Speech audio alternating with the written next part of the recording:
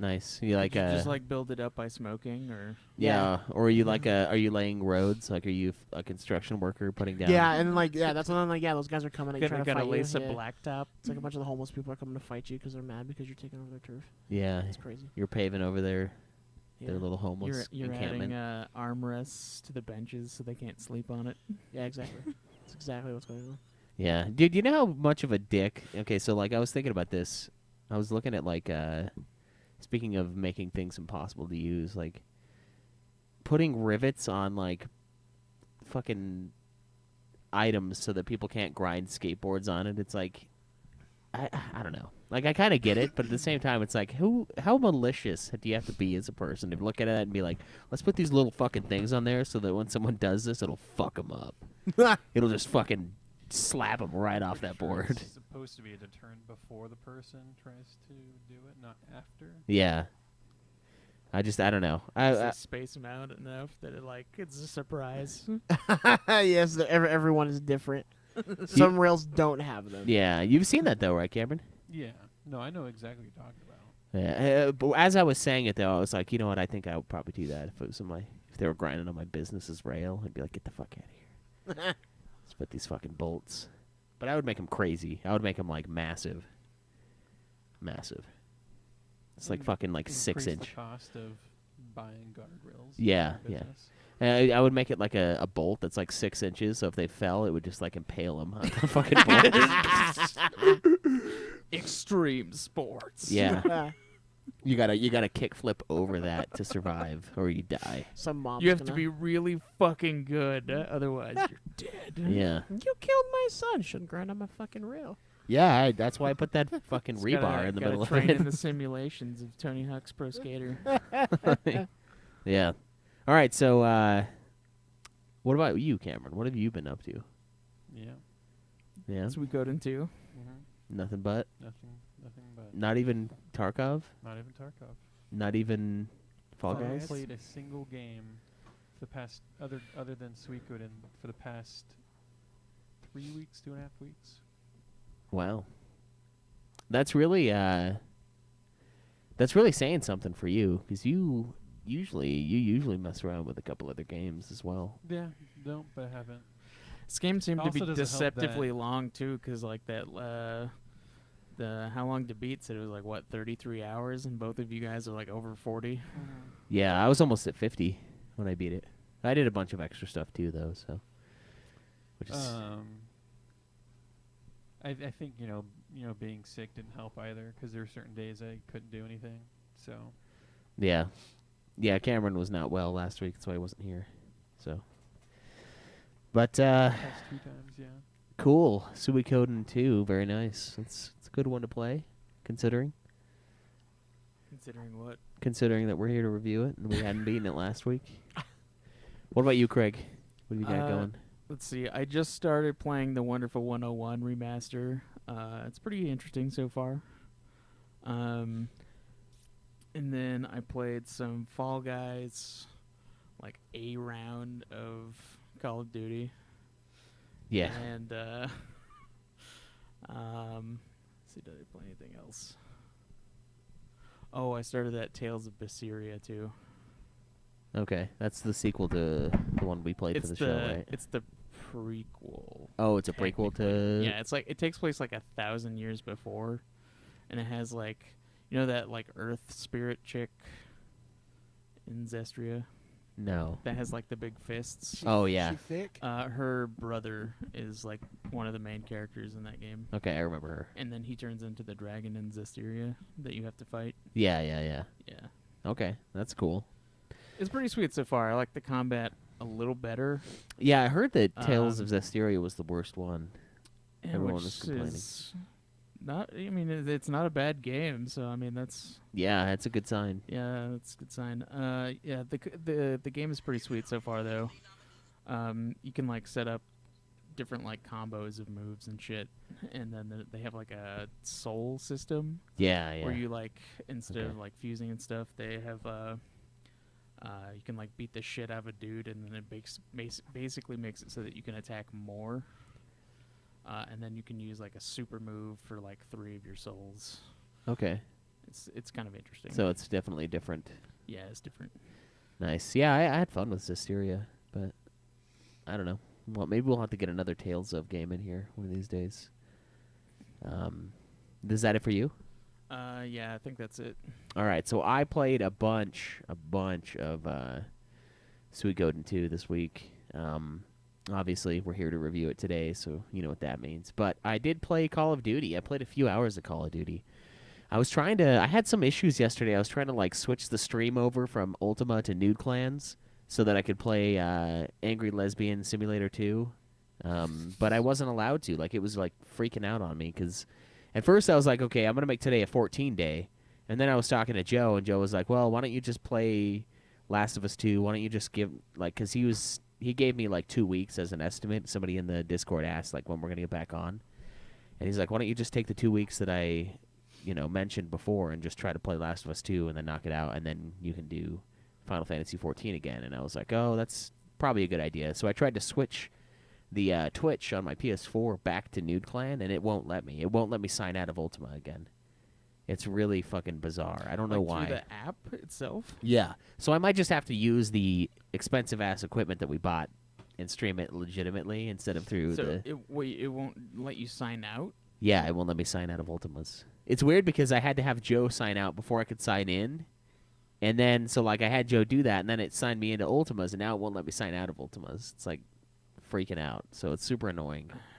And, I mean, it's probably not a super common problem because most people probably don't have multiple Twitch accounts, but we do, so it kind of fucks us up. I mean, I have multiple Twitch accounts and I'll often stream to my own private account just to make sure the settings are correct before I stream to the main account. Okay. Yeah, there you go. And But so I like, switch back and forth all the time. and you've never had problems? Not to this extent, no. And you're using PlayStation's app and not the... I have through PlayStation, Okay. yeah, but PlayStation I usually don't have to double check because the settings are what they Maybe are. we should just set up our And own then Twitch if accounts and I- then have the Nude host it every time. Well, no, what I'm saying is through the PlayStation I can't sign out, so it wouldn't matter. Even if I did that, it won't let me sign out of Ultimas right now. Well, I mean, if you have Nude host it, then people can still see it, right? Yeah, but I can't like But export stuff to... who gets the views at that point? Is it Nude or is it... It'd be whoever's hosting it. So it'd be like my channel, technically. I don't know. I don't know how it fucking... I think I just need to use the Elgato that we bought, honestly. Yeah. Because I can... It's easier that way, and that's Yeah. what I usually do. The only issue is if you want to stream a party game off the PlayStation, then you have issues with where chat. do you listen to the audio from and how you get your party audio from the PlayStation on the PC, and then have you still be able to hear it. Yeah. That's the big issue I was trying to solve a while ago. Yeah. There seems to be not really a Not good solution. solution. Yeah. So I played some COD. I am not very good at it, but I started using snipers because I don't know. I tried to use the FAL for a little while, but I just don't have the speed anymore, and so I just took it as I made it a slow game, and I'm doing okay, and it's fun. I missed playing it. Honestly, I missed the fast killing in Call of Duty after. I think I played in the end of season 2, and now it's season 5 on there. So I've missed a lot of time in COD, and I kind of missed it. So I played a decent amount of that. I started up Last of Us 2, like I said, but I didn't actually start the game. I just went to the menu and did the settings and watched the boat float.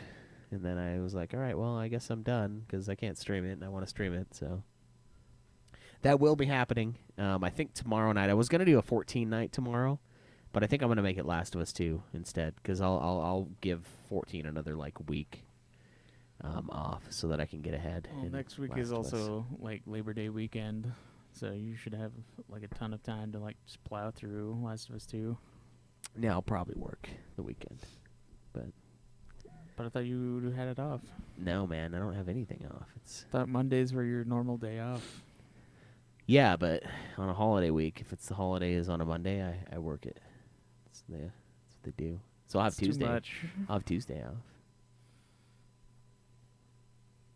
You'll have the day after the weekend ends Yes. off. Yeah, exactly. That's the beauty. It's the beauty. God Bill. damn, dude. But yeah, so I got that. And so stay tuned for that. I'll be streaming that bad boy when I get everything going. But now that we've talked about and we've mentioned in detail what everyone's been playing, the real question, the only question, did anybody beat a game this week? No. Also, no. Cameron? Yes. What game did you beat? Slow smile. Insert that audio clip as a slow smile. Well, for about 10 seconds, Cameron was ahead on the hog, according to the show, at least. Of course, in real life, I finished the game first, but nothing for Craig? Nope. All right, so the hog for the hosts is as follows. Zach, King Hog, 17 games down. Craig, second place with 16 games. I think Craig's first, isn't he? Yeah, I'm. Oh, no, you're right. Craig is first. I was Yeah. thinking of I'm ahead 2 by weeks one. ago. So Craig has 17. Zach has 16. My apologies. And then Cameron and I, Cramron, and I finally hit double digits. Cramron. Double digits with 10 each. How does it feel? Like we're behind what we were last time. by a decent amount, yeah. It kind of feels like that. I mean, is it really true, though? Or does it just feel that way? I think you guys were around like 14 games last year at this Yeah, so no time. more fucking RPGs. Yeah. Yeah, well, I mean, looking at it, I only have 3 RPGs, and 2 of them aren't even for this show. Well, you had Undertale. That was an RPG. But, Yeah, but nowhere near as long. Not even comparable. yeah. Yeah. Yeah, Schweiss has an even longer RPG to play for him and I. Yeah, even longer by a lot. Yeah. By a shit ton.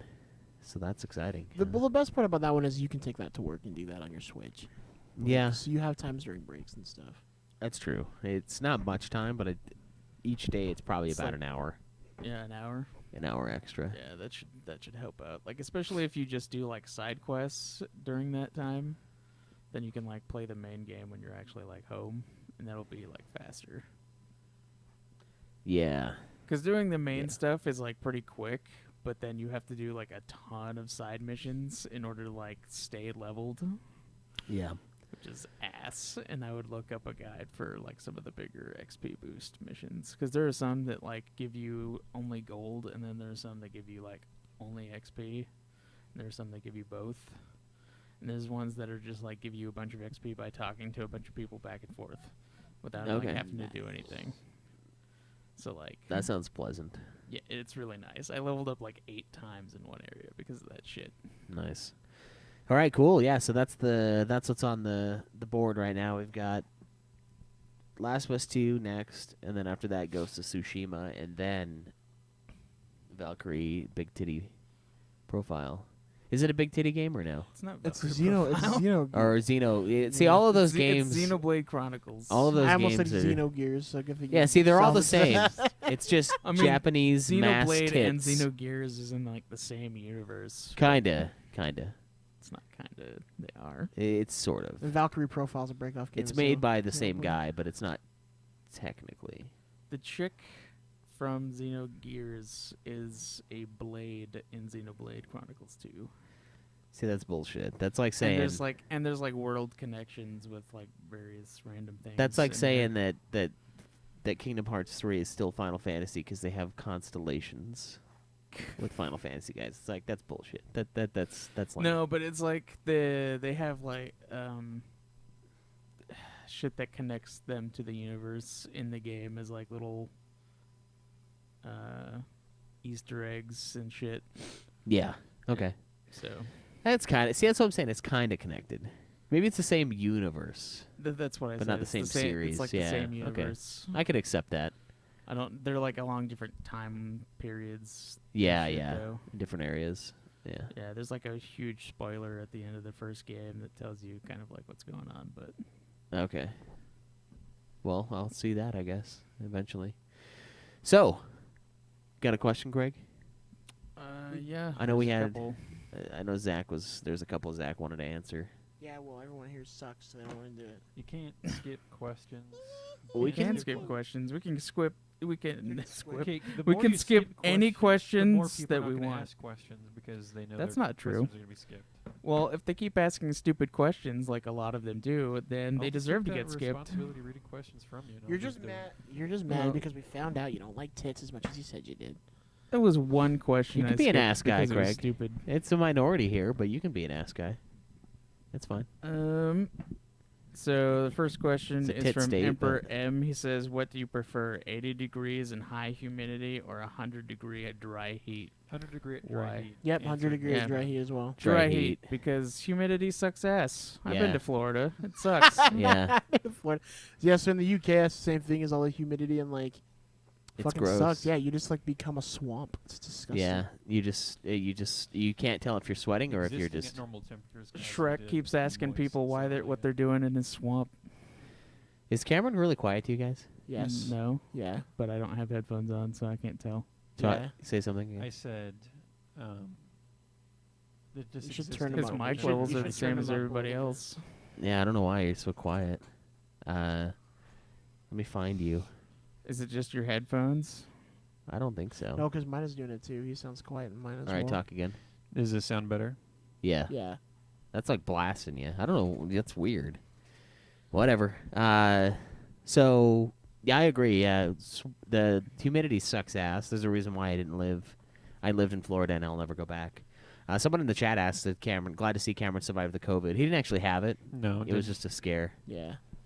I was pretty sick though. Had to take antibiotics, but it wasn't COVID. Yeah. All right. What else we got, Greg?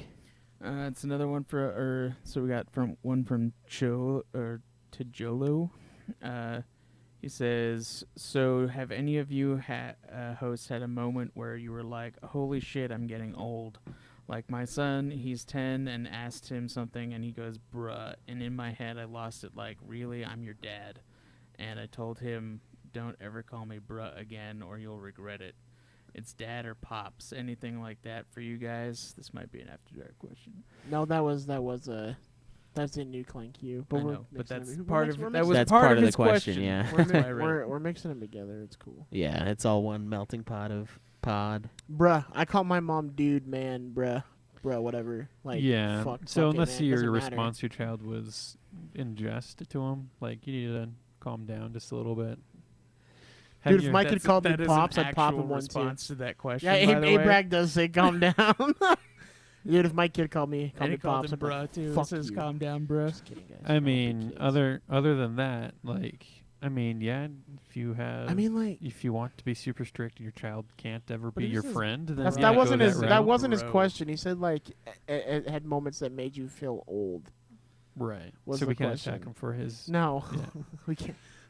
I haven't had that. I've had moments that have made me feel extra fat. Like I don't think I'm getting old so much as I'm getting fat. Someone's like, "Are you sure you want to Yeah, supersize Schweiss sees that?" a whole pizza and he's like, fuck, I could eat that in 2 seconds. My No. hair's starting to thin out a little bit.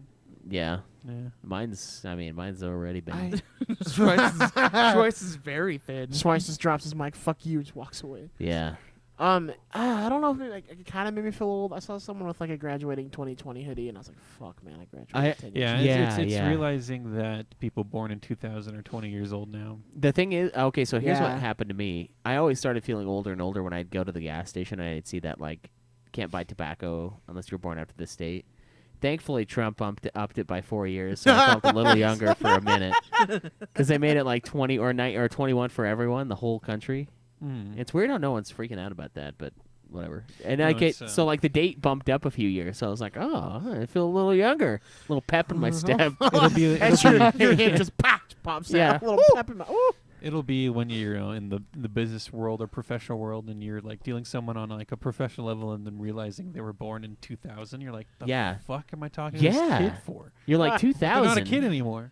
You're like, what are you, like 6? And then you're like, oh, wait a minute, You it's 6? 2020. Holy fuck. Yeah, dude, that shit makes me feel old. Yeah, 2000. That's a crazy birth year. Right now, me. the most people I deal with, it's like, oh, you're born in 91? Jeez. Yeah. This industry is getting younger. I'm like, yeah, well, I'm almost 30. So Yeah, that's how mine is too. Yeah. All the Cool. mechanics are old as shit.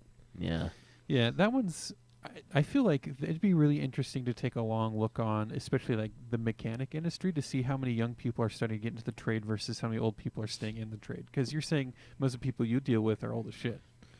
Well, some of them. I mean, I get a bunch of younger people too. It's Because a I want trade. to see a resurgence of trades is what I want. I had- I want less focus on college, so Well, college then- goes down in price, so well, people then want to they're- do that can actually I mean, afford if it. it's in the trucking industry, And then I have want to people pay in mechanics trades to more. get paid more because we're actually having a shortage of Trades. skilled tradespeople. Yeah. Yeah, Hey, it's Mike so Rowe. I'm There glad you needs, joined us. there needs to be a rebalance. It needs to happen where people in trades get paid more for their skills, and less people going to college because you don't need to go to No, college you know now what? as your second diploma. And so people going to college who actually want to go into like these scientific or like really, hard degrees don't have to pay so much money for the rest of their life for doing that. Yeah. I agree. And then being paid the same level as someone else who doesn't have the degree for a while, and then struggling to pay back their student loans. There just needs the middle class needs to come back. No, you know what? Yeah, and to be fair, if you go to college and you're like, I can't find a job with my liberal arts degree, fuck you. You did it to yourself. Yeah. Well, see, Cameron's got a good point, and the thing about it is that there are a lot of trade jobs. It's actually like this is something I listen to.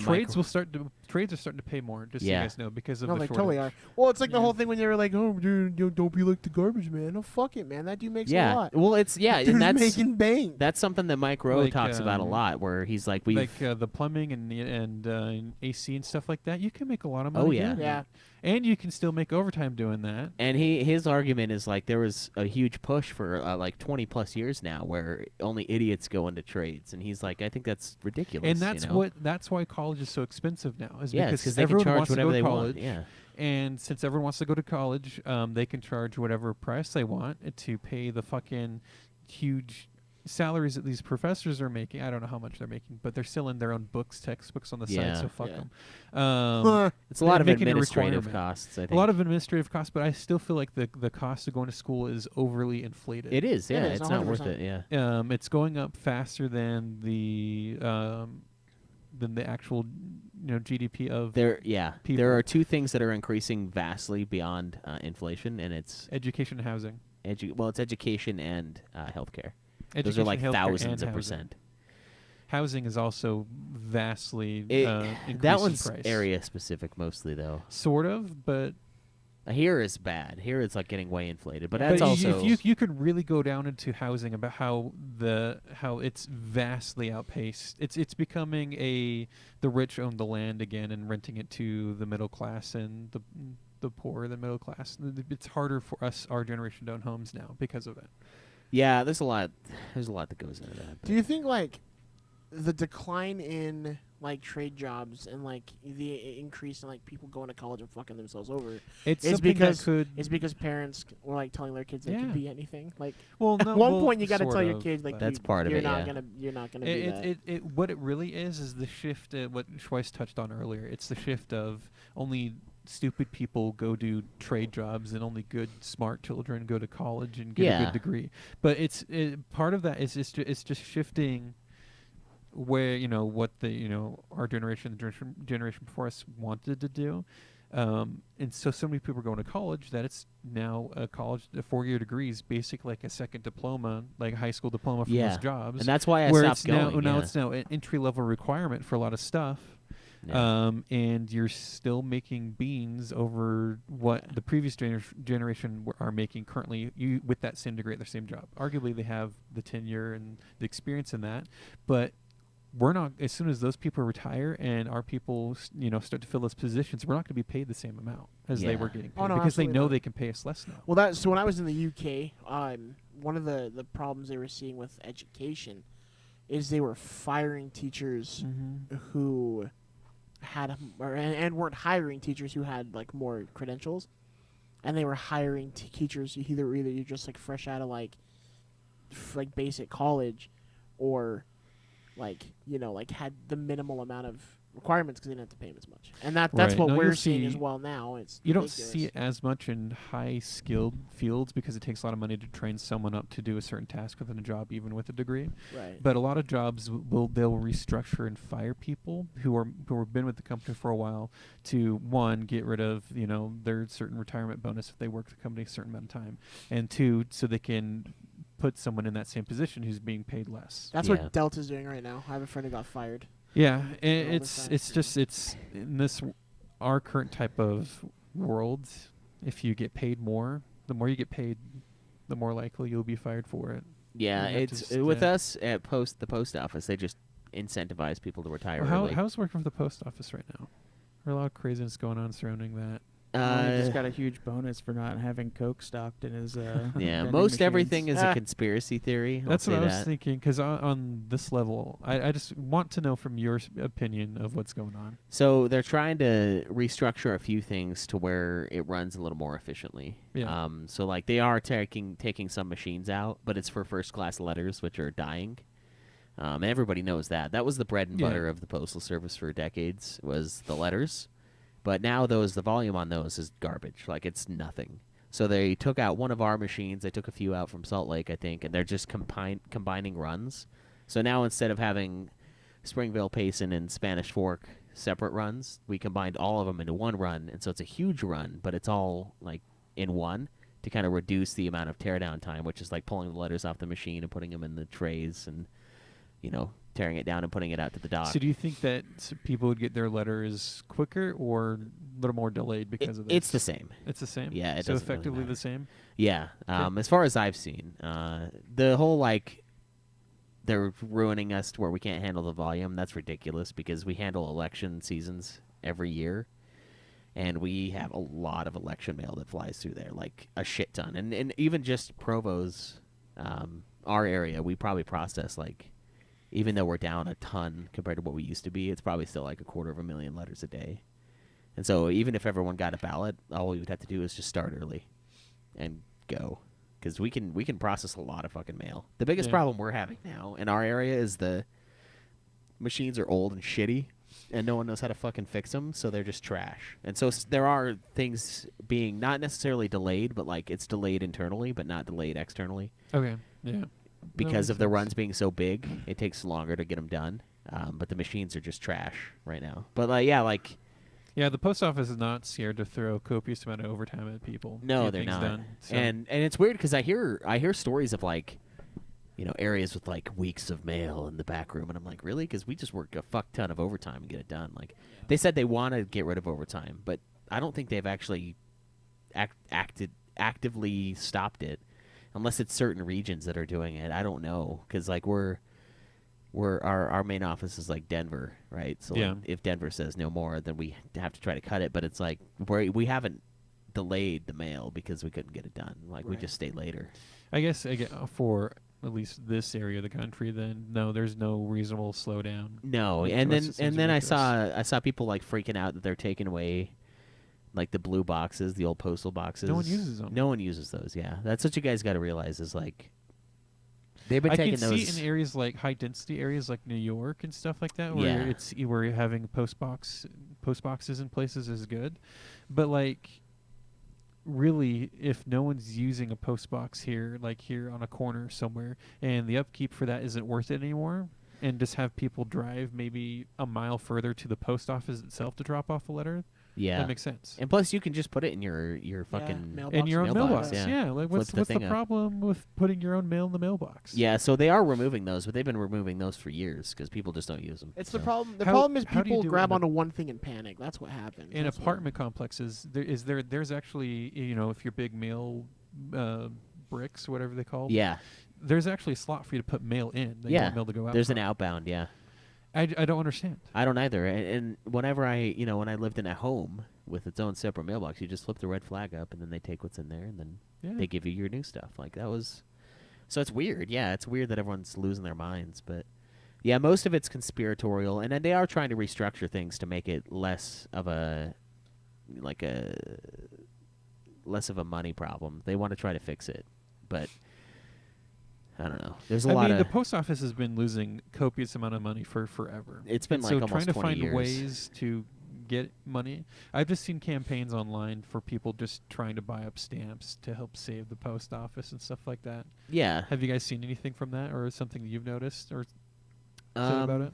I don't know. I haven't really seen any I of that. saw an Instagram. Oh, I saw something online. Yeah. I saw an Instagram person. And she was posting pictures of her in post office outfits. I wanted to send it to you and say, "Look, you're saved." Yeah. Your queen has saved you.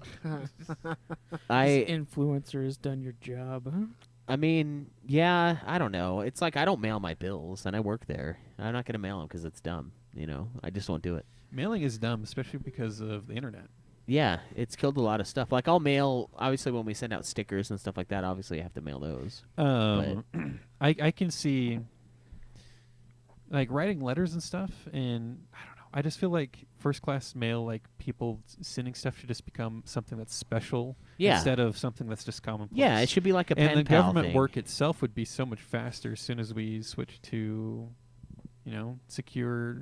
I mean, the thing with internet is it's not 100% secure. Same with email or snail mail. It's not secure, but there's just got to be a method that everyone trusts. I think it's more secure than the internet. I think more people trust yes the and mail. I think it. I don't trust. I mean, here's my I don't trust analogy. mail because I've had mail not show up.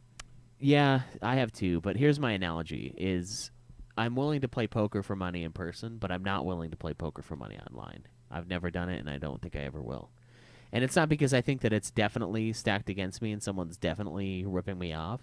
It's just that's one of those things that I just don't trust. And we're millennials here, and I don't trust the internet to not fucking steal money from me playing poker. I don't trust the internet for a lot of stuff. And that's why I don't trust the internet for voting because you make it. Yeah, I don't trust the internet for voting and knowing a lot of what goes behind the scenes for like payment gateways and stuff like that. Yeah.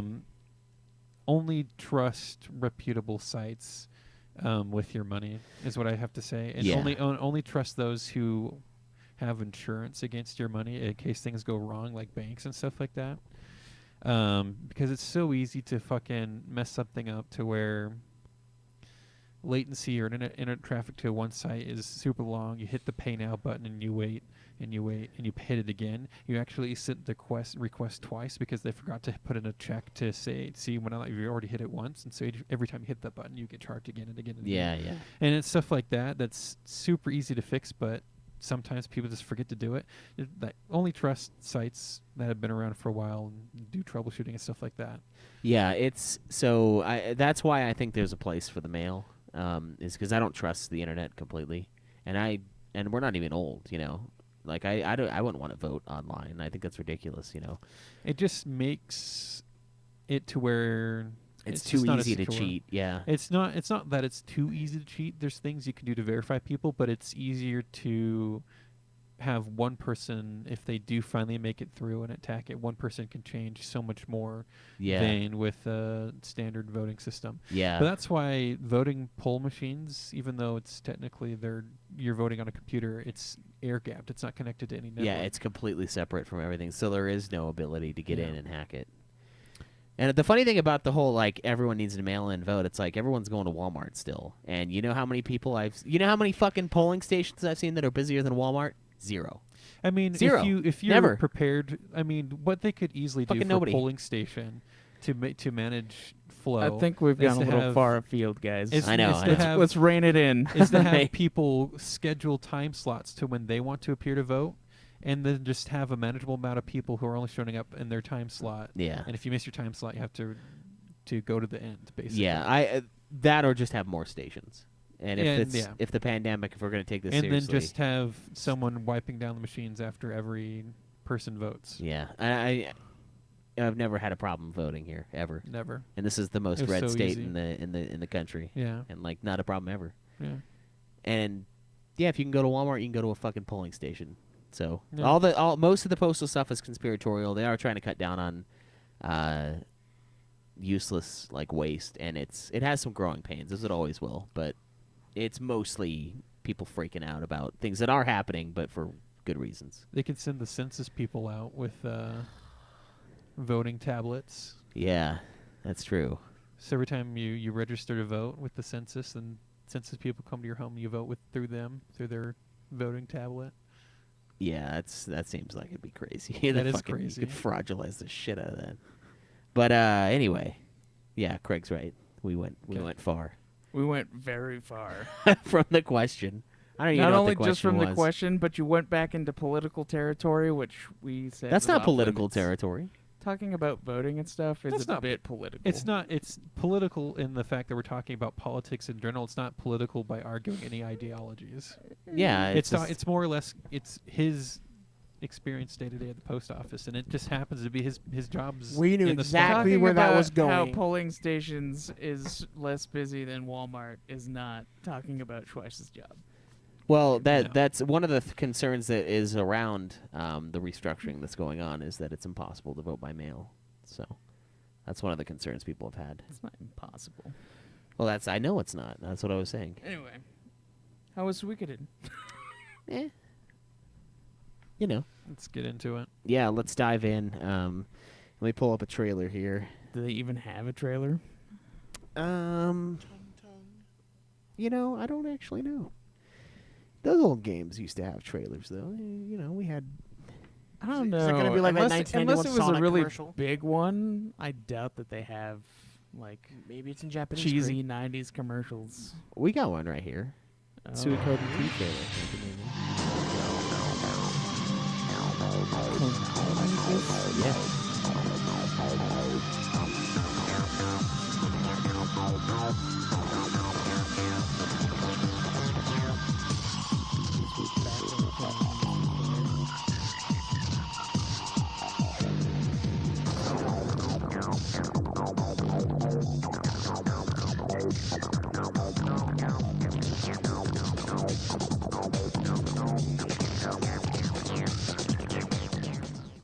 That was every cutscene in the game, by the way. There's like fucking 4 cutscenes in this entire game. Nice 30-second trailer. Yeah, the trailers used to be so half-assed back in the day. Like, that was such a half-assed trailer. How do you hype a kid up with that though? I don't understand. Like you think it'd be a little more flashy because they want the kids to buy it. I don't know. They just don't know. They don't know their market is their problem. Yeah, you gotta get some like cheesy like cereal commercial shit in there too. Yeah. Where they get like overhyped. Suikoden 2. So Suikoden 2 is a role-playing video game developed and published by Konami for the PlayStation. Obviously, the second Suikoden game. It was released in 1998 in Japan, early 99 in North America, and 2000 in Europe. And yeah, I guess it takes place a few years after the original Suikoden, which we didn't play. Sadly, I kind of wish we would stop getting sequels that have connected prequel games. You know, I mean, if the story's not connected, it doesn't really matter. but well, it depends on who you would've been- ask. It would have been nice. Most people I've asked about it said it doesn't really matter that much. One person said that it very much does matter. So I don't know. Maybe well, I mean, he's a purist. probably because like you can only get certain characters if you have a save file from the first one. Yeah, that is what happens. There's a couple things like that. So the game starts out. You are basically it's centered around a adopted son of a hero called Genkaku, who saved the city-state of Joustin in a war against the Highland years ago. So the protagonist, who I named Husk, of course, and his best Husky friend Boo Boo. Joey Atreides, the Duke. Oh yeah, that got me hyped. Yeah. Yeah, did you do a jihad in this game? They kind of try to do one against you, I guess. Oh, do you is there spice in this game? Joey is such a There are stupid spices name. for cooking. Yeah, I don't know. I didn't know how to pronounce the name. Is it Joey or is it Joey? I just Well, said it's Joey. I thought it was so- Joey. This is a retarded way to spell Joey. And it could just be a retarded way to spell Joey. And just Joey sounds like a more normal name than Joey. Yeah, but that's His a name is that's a Janu- stupid. Maybe we're just spelling. pronouncing it wrong. Yeah, maybe it could be Joey. No, like even beyond that. What if it's Jowly? Joey. Joey? Maybe. Fuck, I don't actually know. It's just like Phil. So the game pretty much starts out with you and your buddy, and you're all pumped. You're gonna go to war. You're in this little battle tent, and you're, hanging out. You're working together. It's a youth division of the Highland Army, and Luca Blight is the Prince of Highland, and Captain Roud, who is your commanding officer, basically slaughter everybody in your unit and try to kill you. So it starts out with a betrayal immediately. within this game. So like your guys are being killed by people that are friends with you, and it's to create the illusion of combativeness from another nation, kind of a thing. Like it's to basically justify. Luca is Blight's- Joey. Is it Joey? Yeah. Is it just Okay. like it was the Japanese characters for Joey that they then translated? So the Into Romanji for his name is Joui. They pronounce it Joey. But Okay. then they put it Jowy for the English translation for some reason instead probably of just a just poor making it translation. Joey. But whatever. Well, It's now probably we just a know. poor translation. I always said Joey. I always but said Joey because I hated Joey. I hated Joey. saying Joey in my head. it's like Because I'm it's pretty like sure with the WY it would be Joey. it's a really fucked up like New York accent. Joey, come on. It's like the crazy like. It's like they got like Does I don't know. he get to use a red eyes black dragon at all in this game? no. Sadly, you fight dragons, I guess, kind of. So, yeah, basically, it starts out with an orchestrated killing. So he pulls is it the shepherd dude from Modern Warfare 2? Yeah, pretty much, yeah. Okay, And it's basically to blame it on the nearby state of Joustin. So that gives him a reason to invade Joustin. You guys escape being killed by jumping off a cliff into a river. So you just do the classic jump away thing. So you guys meet again, and you get fucking like pulled out of the river by a group of mercenaries. And I guess these guys were in the first game, and you can kind of feel that. They seem like they were kind of part of it. And their names are Victor and Flick. And they're basically these mercenaries, and they got their little merc camp. And you're kind of trapped in there, and you have to do little chores for them because you're like their bitch because you're a bad guy in their eyes. And then eventually you try to escape, and they kind of recapture you, and then they convince you, hey, we should all work together, kind of a thing. And you eventually reunite with your sister in the game too. So you meet up with her, and her name is Nanami. And you and her get tried as spies against Highland and sentenced to death, but you end up getting saved by Victor and Flick, and they bring you back to the Merc tent. And so now they are on the chopping block, and they're basically trying to kill you and your group of bandits. And that's kind of what the game is at this point. It's Wait, you're a group of bandits? well, you're just like kind of a ragtag group, and it's more mercenaries, I guess. There's a mercenary group led by these two guys, and that's basically what the game is you going around fighting battles and uniting the people against Highland, who is this invading army, and Luca Blight, who is their king. The prince in the early parts of the game, and it becomes their king. And you're just kind of recruiting random people from villages and like doing little quests for them and like getting them to join up so that you can then use them as playable characters, which is kind of like the game's big thing. It's like over 100 recruitable people in there. It's crazy, and they each kind of have their own little storylines too. It's really cool. Huh. It's one of the only games like this I've ever played. But yeah, you guys get fucking slammed. They attack your little mercenary camp, and you guys survive, and a bunch of your other buddies survive too. And then you hear a story. You meet up with Lady Annabelle, who's in a nearby city of Muse, and she tells you a story about your adoptive grandfather. And he died right before the game started, basically. And you guys are asked to spy on the Highland camp, and then you try to escape. And Joey, I guess, gets captured when you guys are spying on these guys. And then he promises to catch up with you, and he eventually does reunite with us. And it's a while though, so like it sucks because you and Joey have like awesome combos together. One of the things in this game, It's like the early part of the game. Your and Joey's combo was better than anything else you had at that point because it would do great AoE damage to Yeah. the entire enemy party. yeah. So Everything else you had couldn't compare. losing him was really brutal. I was not a fan of that. So after a little while, you're basically just the next little bit. You're trying to like unite different areas, like different communities, different cities together, city states, to combat the Highland army. So you have like this summit thing. Yeah, because the mercenaries are overrun. Yeah, Joey's captured. So you have the summit with the city-states, and all the different representatives of each state came there, and you had to they had to vote on whether or not they would help defend against the Highland Army who was marching in and starting to take over the place. In my mind, it's like, well, if they're taking over this place, why wouldn't they take over your place? And they're just like, no, they'll never come fight us. Yeah, They'll yeah. leave us alone. And they so Stupid. it is pretty stupid. It's kind of like a split on what people want to do. So half of them want to join up, a bunch of them don't want to join up, and they think they're safe. And then the lady who's holding this thing, like the I guess the leader of this town. Her name's Annabelle, and you guys go to visit her. It's the town of Muse. That's where you go. And you go and visit her, and then you find that she's been fucking murdered by Joey. No, so Joey eventually her. comes back. So you're waiting out there for Joey, and he does actually come back, and you're like, oh, yay, Joey's back. And then as you're doing stuff around the city, you see Joey talking to a shadowy character and stuff like that. He's like, okay, I'll do it, blah, blah, blah.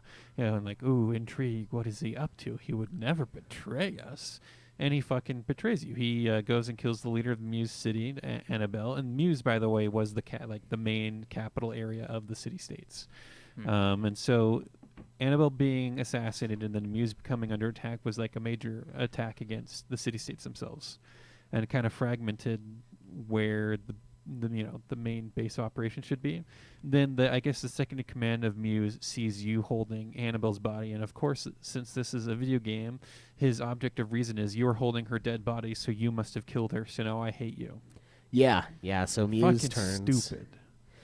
Muse turns against it's just you. like, oh, you're holding her dead body. You killed her, and if I fucking killed her, number one, why would I be holding her body? Like, oh no, you're dying. Yeah. In the middle of an attack. My It's wife could killed you not you? have like two fucking brain cells to like rub together to think that I might have just walked on this just like you did? Yeah. Fuck you. So after that, Joey opens the gates to Muse, and the Highland Army invades the city, destroys everything. You guys escape, and you go to South Window. It's a stupid fucking name. Is it by the wall? It honestly kind Are of. there swept drips? Down skeet skeet. So once you get to South Window, you're asked to travel to the city of North Window, which is actually Victor's hometown, to investigate weird shit that's been happening there. So this is fucked up. Did we mention kind of why Highland Army is attacking and why they want to perpetuate? Or as much as we know at this point, it's all because of Luca Blight, like the son of the king of the Highland Army. Yeah, he's recently taken over. He's not technically taken over. He's in charge of the armies, and he's the one who's really pushing for Highland to rekindle this war between the Highland and the city-states, and really push through. And he's really powerful and really fucking psychopathic and like just loves killing people, and that's what they show him. He's like, oh, I sure do get off on killing people. Yeah. And Oh boy, here we go killing again. oh Exactly boy. what I thought.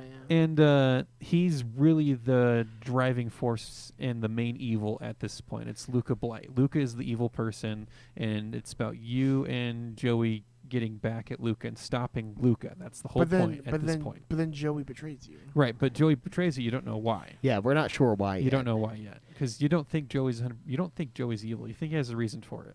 And but right now, the main whole plot of this game at this point is stopping Luca Blight. Yeah. And then South Window. Yeah. Yeah, and so you go to South Window, and the mayor basically asks you to travel to North Window, which, like I said before, was Victor's hometown. Well, it's because girls were starting to go missing from town and like going to, I guess, that abandoned castle area, and they'd go missing in that in basically Victor's old hometown. Yeah, and it's really fucked up because you go there, and Victor is like, oh man, this place, like everybody that he knew died, basically. Like everyone that he knew died in this town, and it was this horrible accident, this like destruction that happened to it. And you go there and you fight a guy named Necklord. And this is Does where he have a huge neck? So you have a no. neck beard. It's like Necro, like Yeah, like dead. death. Dead And Death Necklord. Lord. He's basically Dracula. He's Dracula. And when you're fighting him, you So find it's not Necrolord. And it's Necklord, yeah. yeah. You think is that a bad translation? Probably. Yes. It's probably Necrolord is what they meant, but they just call him Necklord. It's NEC though. NEC, yeah. Not So Neck, he but doesn't have like Slipknot's lead singer's neck or anything. He's not like But crazy. he's also Corey Taylor throat. purple, so it's like if Count Dracula grew up to become Dracula type of vibe. Yeah, and then of course you run into, this is where it turns into Castlevania, because you run into a fucking guy from a family of vampire hunters who helps you fight Yeah, all Neck Lord. Nice. Fucking this priest, he has like the fucking priest collar and everything. Yeah. So he's not necessarily like Alucard or like someone from Castlevania. He's just like some fucking priest He's- with a hat. Honestly, Apparently he's in the first game. yeah, I imagine he would be. His the Romaji for his name is I mean, he needs to- Nekurodo. Nekurodo. Necrodo. So yeah, it would have been Necrolord. Yeah, Necrolord. That's a way cooler name. Yeah. Necklord. That makes it sound like he just works out his neck. Yeah, it makes it sound like he lives in his parents' basement and tips his fedora. And He says doesn't even "Milady." have a neck. That's what it sounds Not like. in this image. He just has Well, let me ruffles. see, let me see. Maybe it's He's an hiding his ironic. bite marks. It's an ironic name. Bro, he looks like a bitch. He kind of is. Yeah, you fuck him up. But so you fight him, and then you realize that this is Victor's old home. So Victor's like, no, I killed you so long ago. He's like, you don't have that sword on you. The one sword that can stop me. The most powerful sword in the world. You don't have it on you, so I'm fine. Yeah. Here's it, hey man. He's like, why? I thought I killed you years and years ago. Yeah. And he's like, no, but you killed an image of me. I am fine. Oh my god, really? Yeah. Jesus. And then you go to this cave and you find the sword, the sword is probably the second best character in the game. Yeah, for the The few bit parts it sword? has, yeah. The sword talks, yeah, and the sword So basically. you find out kind of a little more about the sword later in the story, but you don't find out too much. You don't get anything definitive about the sword. But yes, it's a sentient sword who's all powerful, and Victor treats it like it's a piece of garbage. Yeah, and it like has a lot of banter with the Victor. Yeah. He like calls it out on stuff, and it like threatens to kill him. And you have to and, Okay, that then sounds that's one of the rad. first boss fights. It's your party against the sword because Victor won't stop trash talking it Yeah, yeah. because So he you have to. abandoned it in the cave, and it's like, why did you leave me here? Ah, I'm an all powerful being, nah, don't this you game, know? this game sounds worth it for like this. It's Like, pretty funny, It's yeah. like again, yeah. We'll get into it. The sword is the second best character. I think the best character is Victor, and then the sword is the second best. Yeah, And he uses the sword, so it's like. yeah. But yeah, there's a lot It of doesn't banter. actually turn out being more powerful in actual gameplay wise, just story wise. Victor's pretty strong, but yeah, no, there's stronger characters it's stronger um, weapons. and stronger weapons. Yeah. So you get the sword and you go back and you fight Necklord, but then you realize it's not actually Necklord. You don't realize that It's yet. though. another. I mean, it's another image of Yeah. Nectar. And then here's the fucked up part. Your main character decides to make the base the place where Victor lost everyone that he's ever loved. Like the town that the North Window, that becomes your headquarters. It makes sense though. It's just fucking like, evil. hey, we're starting to amass people for resistance. saved This your is life. This is a great place to like get everyone to be here. It's defensible and everything, and Yeah, it is. makes sense to I have thought it it was castle. fucked up though. yeah. That they're like, oh, your family died here in front of your eyes. This is our home base. and over there's where You know that Victor's family was graveyard? killed. Yeah, that's Victor's dead dad, mom, sister, brother, and aunt right there. That's where then Necklord stepped on his hamster. Yeah, It's just like going through. That's great. it's just and so everyone just accepts it, and it's like, okay, this is our base of operations. And so now, whenever you're around in town and you convince somebody to join you, they just kind of go there and they're walking around town. Yeah. It's pretty so cool. a huge part of this game at this point is you're finding different characters throughout the land to come join you, and you get a lot of them through story. Some of them, they're kind of easy to find. If you just wander throughout the game, you can find them. Others, there are prerequisites you have to do in order to find them, and there's no way in any reasonable amount of time in playthroughs that you'd get all of the characters without looking at a guide. There's no way. Unless you really explored. Unless, I said in a reasonable amount of time and playthroughs. Yeah. There's a lot I'm not going to spoil the replayability, but there's a lot there. There's a lot that you can do in this game. So fucking It's I looked at crazy. it and it said there was like 108 characters. recruitable characters, and yeah. then And you need like all of them to get the good ending. Only 40 or slightly more than that is Holy like shit, really? usable in battle. Yeah. Okay, yeah, there's some that you So join. it's like about half or whatever. There's some that join you and they do operations at your base. So like you can get like a rune master and you can use them to like put magic runes in your weapons and stuff. Or like you have a one lot of that- the services that you have to go out to certain towns for, you can get people who provide that trade in your main town. So Yeah. Yeah, so your main base of operations becomes like pretty fucking bitchin'. And you have like your own economy and stuff too at times. Mhm. Like when you get the chef, he will gain money over time by selling his wares, and like it becomes like a thing. It's really fucking cool. Nice. It's the only game I've played that really does it in this way. Yeah, I would have really liked to do more with the chef and actually win some of those cook-off competitions. I won 2, and then I was like, I have to beat this game, so I I just didn't can't have enough fucking. ingredients at that point for him to win. I can't. I restarted once. I lost one and I saved, and then I lost one and I restarted and I beat him. But I was like, I just have to get finish more It this just, money game. if you but win it the just like what competition. happens with the competition if you win? Like You get their recipe, Oh, and then what you do can, what do the recipes do for you? I didn't actually eat any food. they have like healing factors, and they can provide status effects as well. See, they didn't make the whole cooking thing very important, but I guess like having some cool buffs and statuses would have been nice. You know, with ingredients, I think you can actually farm, because I found seeds, but I Yeah. never found a character that farmed. And there's an area where there you is can an farm. area you can farm. It's like it's fucking awesome. It's like this game is fucking cool. There's so many cool fucking things in there, but I'm like, I don't have 200 hours to play this fucking game. But like, yeah, there's an area up top in your castle where it's like a terrace, and it has Yeah, I mean- lines ready for planting. And I mean, found guess, seeds. I in the guess game. that's kind of tells you about the game that you can beat the game without exploring an entire food feature of the game. Yeah. For buffs and stuff. Like it's there, but it's not important. Yeah. Maybe it would have made certain fights easier. Who knows? Are there, Maybe. like super bosses that would probably be necessary for. I didn't. I mean, find I any. didn't have a need for. Yeah. The final boss was brutal for me, but Final boss. Yeah, we'll get to it. But so yeah, at North Window, that's your new base. You kind of set up operations there. You start learning. Here's where you start learning about runes. And your player, you and Joey both have like a rune.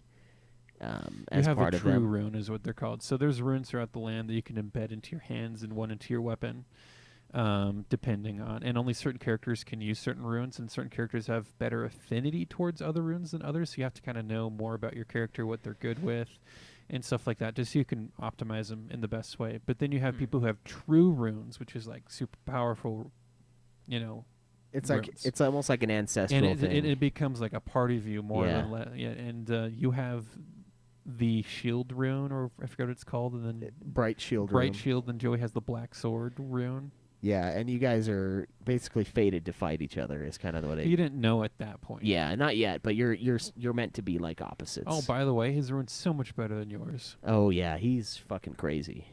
You have characters that are better than him, but he's stronger than you by a lot. As far as damage runes go, his is that black sword rune, whatever, is probably one of the best runes. Yeah, I would say so. You're just fucking stuck with a healing rune. Stupid. Why play a game where it makes your main character the fucking white mage? Yeah, that is kind of weird.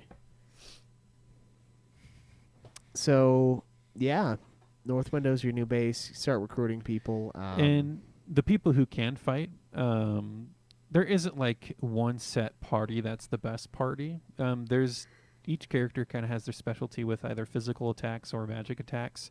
Each character has several different stats that they're good at. There's their tech skills, their magic, their physical attributes and strength and whatnot. And there's beast characters you can hire, and usually their power is really strong, but their magic isn't. So I had one beast named Shiro, a big old wolf in my team. I gave him runes that made it so his frequency of which he could attack went up. So he would attack 2 or 3 times per turn, which is awesome because he can just keep going and knock people down and stuff. Yeah. And then you have other characters, of course, who are your healers and do more long-range damage.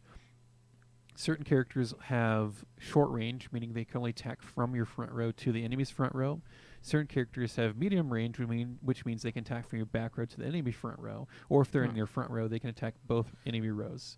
And then if you have a long range character, it means they can hit both enemy rows from the back. Yeah, I saw like Choice fighting some dudes who had crossbows that were like hitting his back row dudes. Yeah. And then certain characters, like one of the most powerful characters as far as magic goes, Luke, he's a short-range character, but he's also one of the strongest magic users, and magic doesn't care about His distance. feelings? Yeah. So he's a back row character for sure, since he doesn't have he's a short-range character to smack people, but he doesn't have much strength to really make use of his weapon, so I never upgraded his weapon, kept him in the back row, just used all sorts of fucking magic. Yeah.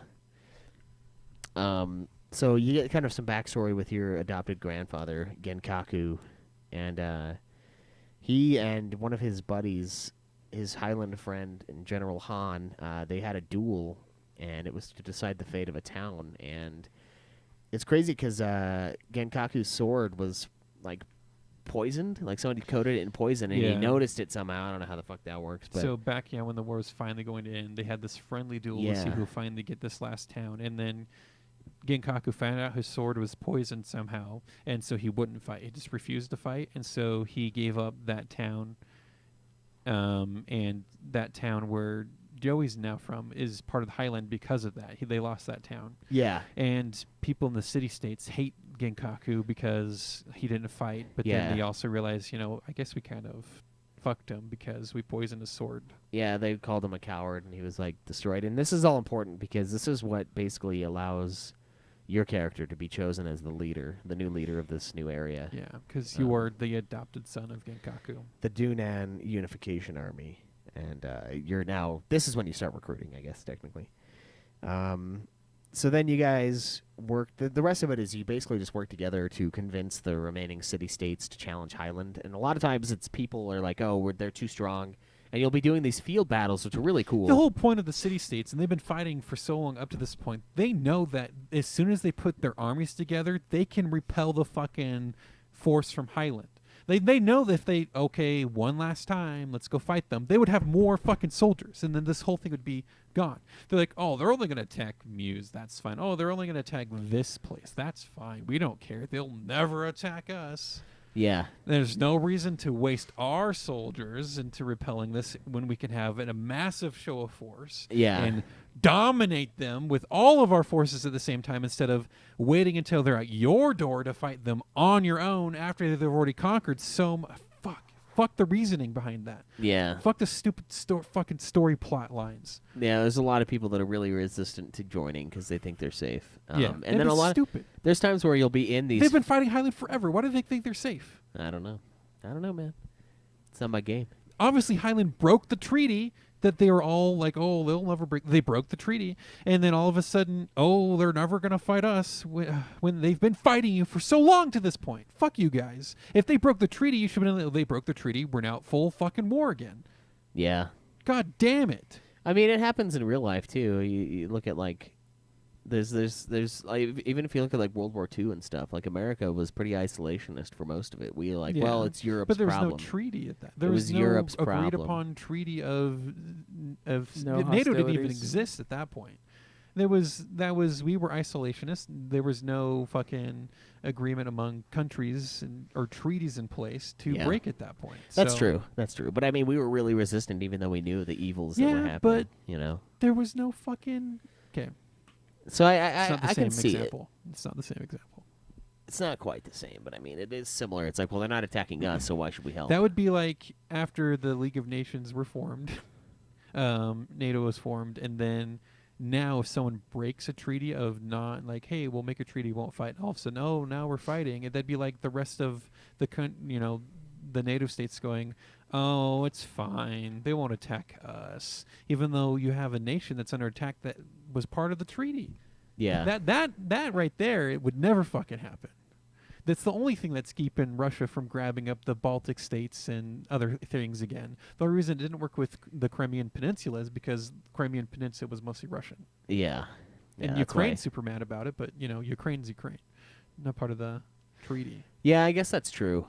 And I mean, if that happened, there would be a lot of people that would come to stop that shit. Yeah. So, yeah, it's not the same example, but let's move on. Yeah. So it does kind of happen, but it's not. You're right. It isn't quite the same. But that's pretty much the rest of the game, and you'll even find this out like in battles. They'll have these little field battles where it's just like little units, and you'll have like a Yeah. isometric plane, and you'll like move them around, and then you have to attack, and then it has this really cool little animation scene where like your dudes are running into their dudes. Yeah, Like, yeah. sound like children going into war. And then they like hit each other in the middle, and then like people will fall over dead, and then like This whole battle scene, though, you have your attack power and your defense power, but it's still a lot of it's up to chance. It's like I think it's chance and also per turn. So I think if you hit them over and over again, it'll like reduce their defense. It seems like. somewhat, but there's sometimes like, especially with the range attacks like archery and stuff like that, sometimes they're just not effective. Yeah, You and can hit sometimes 'em they again just and again and fucking again until slam. finally chance is in your favor and you slaughter all of them with one volley. And it's this like- is and sometimes characters, and then runes also come into play here on this scene too. A lot of cavalry units will have like evade stuff, and then they'll have like an extra chance to do critical damage. The kobolds will do that, where they can have a chance to do tons of critical damage, but their defense wasn't usually as good, and so they'd get slaughtered at the same time. yeah. And then you have certain characters who have like fire spears, which do an insane amount of damage, or like lightning runes. And then you get certain characters later, like Luke, who can do like tons of wind magic from a distance. Yeah. So that's where the Kobold Lives Matter. This is where the Kobold Lives Matter joke comes from.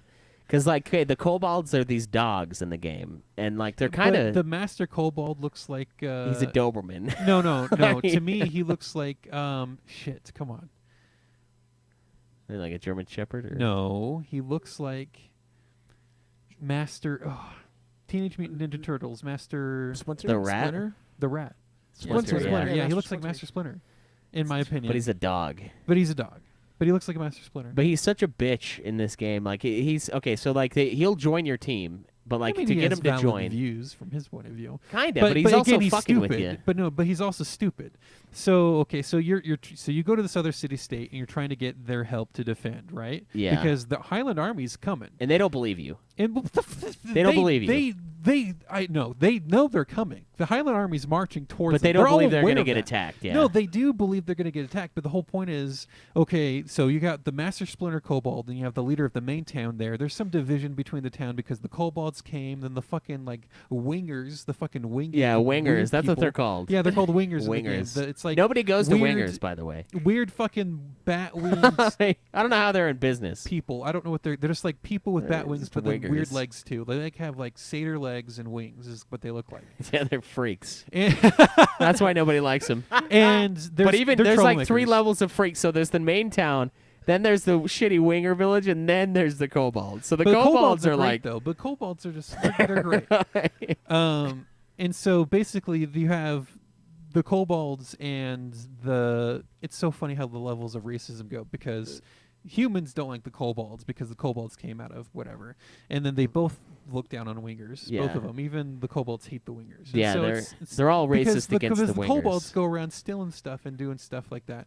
And so now they're all trying to, just the kobolds and the humans are trying to agree on the defenses of the city. But then somehow the kobolds gain intelligence that the humans are going to accept the peace treaty and then attack the kobolds. Yeah. And so now the kobolds not having a shred of like, fucking sense that, oh, they're going to do it, instead of thinking that the Highland Army sent that to them on purpose. Yeah. To get them to divide. And so now since the kobolds won't fight with them, the leader of the city is like, okay, well, I guess we're just going to really have to accept the peace treaty because there's no way we can fight them anyway. And you try to convince them not to, but from his point of view, it's kind of logical. It's kind of what he has to do, yeah. Because they're going to destroy the city, and so he goes out to like accept the peace treaty with them. But of course, Highland Army is just out for blood, and so they come out and to attack. And so now you have this little attack scene where you're fighting waves of Highland Army people, but just as your own person, and like, oh, there's no way we can ever defend them all. And Yeah. then to the rescue comes the kobolds and wingers at the same time to defend the city that they love. Yeah, and so they help, and then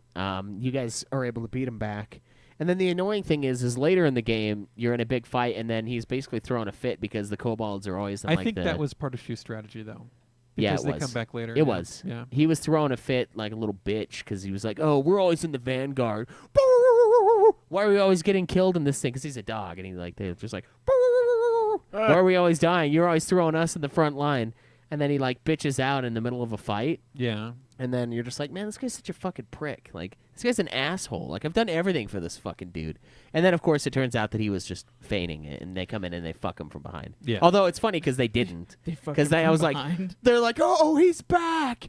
Huzzah! And then I charge with his unit, and they just get fucking massacred. Like, it's just fucking it was amazing. Because, like, it's like, oh my God, he's come back. We're going to win. And then he fucking charges in, and they just get fucking stomped. Again, it's kind of RNG. Like the battles do matter, like which units that you send it. It really favors you attacking from a range just because they can't attack you back if you're hitting from a range. And Yeah. then you could just keep flipping the fucking coin to see who wins.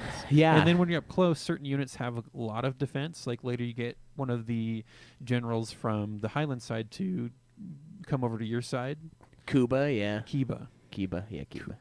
I don't know. And Kiba has a really high defense. He has okay attack, but his really high defense really helps a lot. So yeah, and then you're basically just going through and like during the fight, sometimes people will be like, "Wow, these guys are real. Like these guys are legit. They're gonna hold off Highland," and then they'll turn coat against Highland because nobody likes Highland. Right. They're only on Highland's side because they think Highland's gonna win. And so at some point you realize you need more people to join. I mean, you want everyone to join. So you go over to the Matilda area to get the knights to join to help.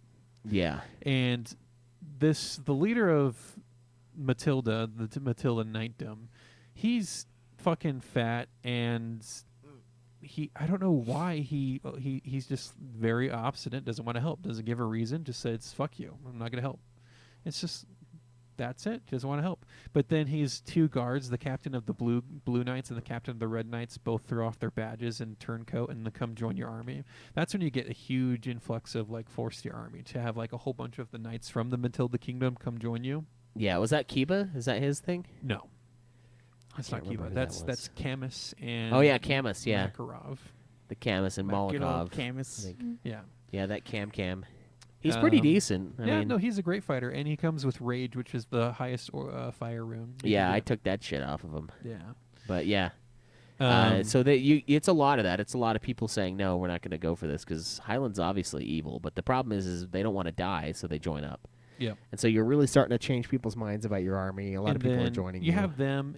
It's still back and forth with Highland still winning the majority. Then you have to go find that one empire that most city-states still hate because they were fighting South Window a lot. And what's that city called? It's where you get either the ninja girl or the other girl to join you, that empire in the south. Oh, fuck. Like I the can't. southern something empire. Emerald Empire, something like that. Yeah, it's something like that. Anyways, you go make a long journey down there, and it's like, oh, you guys actually want to recognize us? It's like, yeah, we recently went through a revolution here internally. Like, the bloodthirsty people are no longer in charge. We are. Oh, you guys don't want to fight us anymore? You want us to be friends? Yeah, we'll be friends. Here, take some of our people. Take my daughter, one of my two daughters. I wanted to choose the blonde one because they're either of them are not daughters. But I wanted to fuck the blonde one more, but I So- accidentally mixed up the names and I chose the black-haired chick. it's always about that. So No, here's what it's about. Okay, this game, every chick in this game looks like you finally slid a finger in after you've been tongue punching her clit for like 5 minutes. I swear to God, they all look like they just came. You know what I mean, Cameron? Like the images on them, they're just like, it's like they're like kind of blushing. Their like eyes are like one of them's like drooping off to the left. Like they just had like a life-altering orgasm every time, and that's the photo you get of each of these fucking female characters. In this at game. this point, I'm confused. They're cross-eyed as to with climax. how you can get max amount of characters, the whole 108 or whatever, because you have to choose one or the other, and both of them are recruitable characters, and so both of them would count to the 108. So if you choose one, you don't get the other, but if you choose one, you can actually recruit 2 more characters later down the road. Then that are decent. But if you choose the blonde chick, the one that he really likes, it has a really cool combo attack with another character that you've recruited at this point. So really, it's you can make a choice. If you make the choice of the one girl, you can get 3 people recruited right away, which really helps your army. Yeah. So I chose the black-haired girl. Though. I chose the black-haired girl first, and then my game fucking crashed like a couple hours later without me having saved because I had spent hours grinding because that was a great grind road for money. And then I went back and chose the other one just because. No, that's crazy. Which was a mistake because I should have chosen the other one because the more recruits, I should have just played a whole bunch of hours again instead of trying to skip. That's so stupid. Fuck the game. Craig's PS Vita struggled so much. He's like, oh yeah, sometimes it overheats and doesn't read the memory card anymore. It's only happened to me like one time. Yeah. But I figured that's what it was. Like something happened and So- like disconnected. During this big push for recruitment, by the way, Luca Blight actually sacrifices almost everybody in Muse to the Beast Room. somehow you go through, you don't know what's going on, but you just see all these souls being sucked out of Muse into this giant wolf head sigil in the sky. You're like, what the fuck's going on? And then Muse is a ghost town. Yeah, and then right as this is happening, Joey is like rising through the ranks. Basically, Joey's becoming a general in the Luca Blight's army. Yeah, so there was one general who comes to fight against you, and he kind of fails. So Luca cuts off his head, and then Joey said, "Joey, fuck you." Goes, "Hey, I volunteer. Like I have a plan to do it." He's like, "Nah, you sure you want to do it, kid?" And he's like, "Yeah, if I do it, then I have a request of you that you're gonna have to fulfill." He's like, "Oh, I hate you, but I like your gumption, kid." Yeah, so he lets him do it, and then he ends up marrying the guy's sister when he succeeds. Yeah, so he marries. Like, I really want to yeah. fuck your sister. No, but then he lays down this maniacal plan, and he brings the Luca Blight in on it. Like the whole point at this point, what I thought was going to happen with Joey was he was going to help betray Luca Blight and then become in charge of Highland. and then that'd be the game. And Yeah, he'd which stop the war. Which part would of make it. sense. Part of it happened. He did betray Luca. So he did help betray Luca, and so do we want to get to that part? So after that, he eventually marries, Joey marries Julia Blight, who's Luca's sister. And right after that, the King of Highland is murdered. This is so fucking stupid. Luca, Somehow Joey poisons his blood and takes a whole bunch of antitoxins so he doesn't die from it. And then part of the ritual, I guess, for becoming the son of the king is he has to drink a chalice of his blood. And so Joey, having poisoned his blood and put antitoxins in his blood, the king drinks it and dies immediately. Yeah. But it's just like, if It's Joey weird. had taken a whole bunch of antitoxins, did he take the antitoxins right after he put the blood in? Because the poison acted really fast on the king. Yeah, So if he had the antitoxins in his blood along with the poison, the king would have drank both and then would have been fine. This is when it starts becoming like Game of Thrones. Yeah, it's Game of Thrones-esque. And this it's really like Game of Thrones because you have like the 7 city-state nations and Yeah. Highland, which is the Northerners, I guess, northern aggression. Yeah, and then everyone has to unite, and then it becomes really, really fucking Game of Thrones by the end. So they kill the king of Highland, which puts Luca in charge. And then I think we should just get to this part. And it's finally to the point where you've had fights back and forth around your headquarters and stuff Yeah, like you're that. getting fucked, pretty much. Like, you're getting hammered. You're getting hammered, and then you finally get you get some intelligence that Luca Blight's going to be moving towards the castle at night, and you're like, this is our only chance to like ambush him. And so this is the point where it's like you've built up to this point. You're finally going to fight Luca Blight, the main evil, right? Yes. Joey's in position to become king afterwards and stop the aggression from Highland, right? And like this feels like this is the end. This is the end. This feels like this is the game. Everything built up. This is the Game of Thrones. To the point where you have to choose like 15 or 16 of your followers that you want to have leveled up to be around your level, because this is a 3-phase boss fight against Luca, and it's great. This is a great boss fight. This feels like a great way to end the game. So for this fight, you have to pick 3 units. One unit, which is your main unit that you're a part of, and that's the people that you want to have to do your most damage. Yeah. You have Unit A, who starts the fight, and they only have to get Luca down to a certain amount of health. Then Unit B, who I think Luca does. I can't remember if it was just a Unit B fighters, just fighters who can throw a few punches at Luca for him to go into the next phase. So you have this awesome fight. You've had to pay attention to a lot of your characters at this point to get them up to a certain level. They have to have their weapons all up to speed. They have to have runes and stuff, which is not a cheap thing. Sharpening weapons and buying runes and stuff, it's not cheap. You're spending hours to get 15 characters up to this point to where they can all fight Luca. Yeah. So you're investing a ton of time, ton of resources into 15 or 16 different characters to fight Luca in 3 phases. And then you're all fighting Luca and stuff like that. It goes well, and then you finally beat him at the end, and you have this cool little thing at the end where he's like, haha, it took hundreds of you to finally take me down, but I've killed thousands and stuff like that. It feels like the end of the game. It's awesome. He's getting shot up with arrows. It's like Boromir's death. He's fucking... His dudes are trying to save him, and you're just blasting them down with the whole barrages. Game up to this point. Mind you, this is like 30, 35 hours of game at this point. Yeah, for us. This is a long time to be playing a game, and this feels like the final fight. And the whole end scene, everything like it, that is the end. So you fought Luca, yeah, and you beat him. And then it's so what it is it's season 8 of Game of Thrones, but backwards. So you fight the zombie lord with his undead army at the end, instead of fighting but the but leader this, of the but this fucking is, evil this empire is more or first. less where if the White Walkers were extremely just a side thing and not really that important to the story at all. Yeah, Because Necklord did not need to fucking happen at all. that's true. Yeah, Nothing from his storyline makes a fucking difference. He's in the way game. less important than the White Walker, so it's more of a betrayal, I would say. But after you kill Luca, you're like, oh man, that was an amazing. That was fight. an It was amazing fucking cool. boss fight. That was a plus boss fight. Like had 3 seen the game phases. mechanic, 3 phases, 3 different parties of people that really made you invested in your B cast. It made you really invested in people you've been recruiting at this point. To me, it was a great way to finally, hey, I'm recruiting all these people, and it's just a flavor of who you want to be in your party. No, it's you actually need to train people up because you have multiple different parties you need to play with. That your main character is not a part of. And that was great. That was a cool thing. I wanted to see more of that, to making more of the people you recruit more important throughout the game, not Yeah. just people you recruit and forget about. The only game that was similar to that to me was Final Fantasy VI at the end, where you had you go through the final area with 3 separate parties doing 3 separate things. Yeah, there's like 12 characters. And it's not easy if you didn't give those guys attention. Like, my third party was like the Retardo party, and they were bad. And in that Yeah, game, it you was have to hard. spend a shitload of time grinding.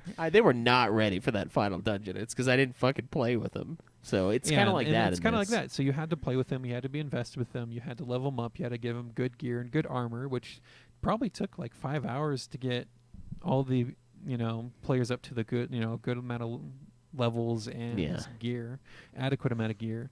But then they're B cast for a reason. They just don't have as good affinity with runes and just don't have as much of as good of attack, but it's doable. Yeah. But the it third really one made you invested in your characters. Yeah, the third one is just the help. which is It's why it fucking- felt. Oh, the third one, that third group It's a was the phase with you in it, and that was supposed to be your main damage dealing phase. Yeah. The first one was the help. It was the cook and Yeah. the fucking like I didn't ever put the fucking Franz, the fucking innkeeper guy. It's like, oh, running around with hello. fucking pans. Is this a fucking anime? Yeah. Smacking people with fucking frying pan. Dude, that's how you gotta end the. I think he. I fucking think he's a game, though. good. You I gotta think he like has a beat good the game with the dude who affinity just with, has a frying pan. I think he has a good affinity with fire stuff though, fire runes and stuff like that. Yeah. So he might be a good damage dealer. I didn't even fuck it. I was like, are you serious? I'm not gonna take the chef. He needs to cook. You always take the chef, man. Dude, So- Final Fantasy IX as a chef, Yeah, and I I beat the game with him. Dude, in Monster Hunter World, I would 100% hunt Is with he a the chef, muscular or is he just he's the path of the gourmand? He just eats. So you So finally he finally could kill probably Luca. cook too. You He could finally probably kill cook. He's Luca a Blight. chef.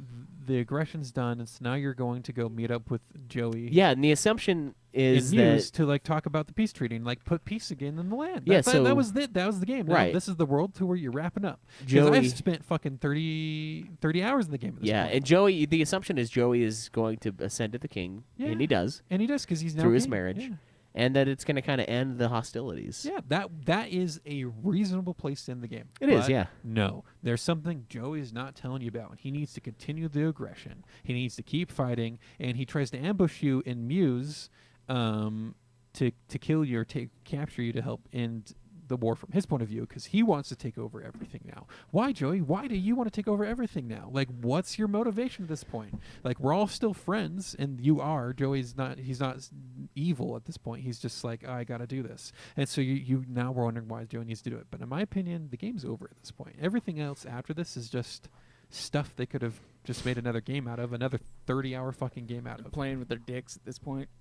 Anyways, This now, is now where that Joey's still aggressing, you then need to go to this other area that's further up northwest. It's kind of this mining desert type area, and this is where you're now tracking down Necklord. He's now a part of the game again. Yeah, what was after that just town's? disappearing. What was that town's There's name? Tinto. Tinto. Yeah, I would always, whenever I would travel there, I'd be like Tinto. Oh, is it Tinto? it was kind of fucked up, but and we're going to Tinto. and then That's where all the action And then happens. you go- Fucking Tinto. you go up north to one of the other city states, who's basically they're a mining economy and stuff like that. And and then, Crom Village is there too. Yeah, Oh, Crom, It is Crom. not as cool as it should be. No, Crom's not cool. Crom they sucks. They don't worship Yeah. Crom there. No, And so it's a hovel. once you're up to that city, the Gustav dude with the eyebrows. His name's Gustav, right? Look up Gustav Suikoden II, and you can see his fucking eyebrows. But anyways, you're there and you realize the Necklord's like, oh, hey, I'm gonna come move in. This seems like a great place for me to be with my zombie horde. And then Gustav's like, oh no, we're gonna have to fight the zombies. We'll do it though. And then the fucking dude from Muse, the second in command who blames you for the death of Annabelle, he shows up too. He's like, nah, the city-states should defend the city-states. Fuck you. You killed Annabelle. And it's like, dude, no, I didn't. Like, fucking calm down. And so you're having to plan with them and their forces. Dude looks like Brock's father from Pokemon. Oh yeah, he kind of does. Yeah, it looks like. And then that the stand-in mater from Muse and his second in command Hauser, who controls their troops. Yeah, Hauser and the Doberman are like the worst fighters in the game. The Kobolds and then Hauser's unit. Every time I'm in a fight with them, they just get fucking just laid out. Like just no I don't fucking know chance. if you take that character and actually level them up, if they get Hauser. better. Yeah. If their unit gets better, would that make sense? If their unit gets better, if you train them, I think I don't know 'Cause I Maybe never it's 'cause played I with didn't them, play maybe. yeah. Did he Maybe. get fucked in yours too? Hauser. Yeah. I mean, he died a couple times, but he's never gone. Oh yeah, he's not dead. He's just not useful anymore in the fight. But anyways, at this point, you go to sleep, and then you wake up to find out that the Muse guy and his Hauser dude went to go fight Necklord head on, I guess. So they just went to go fight him, and their whole unit's fucking turned into zombies at that point. The battalion of zombies are now infiltrated the city of Tento. And now you're trying to sneak. You go through the tunnel and you find the Necklord, you and your sister, and you have to run away and come back in the city. And there's zombies everywhere. And you finally, I guess you pass out or something. Your sister has to drag you out, and you wake up in Crom. And then you meet up with Khan, dude, the vampire hunter. Yeah. He's like, oh, I know this one lady who can help us fight. And you go over to this other city.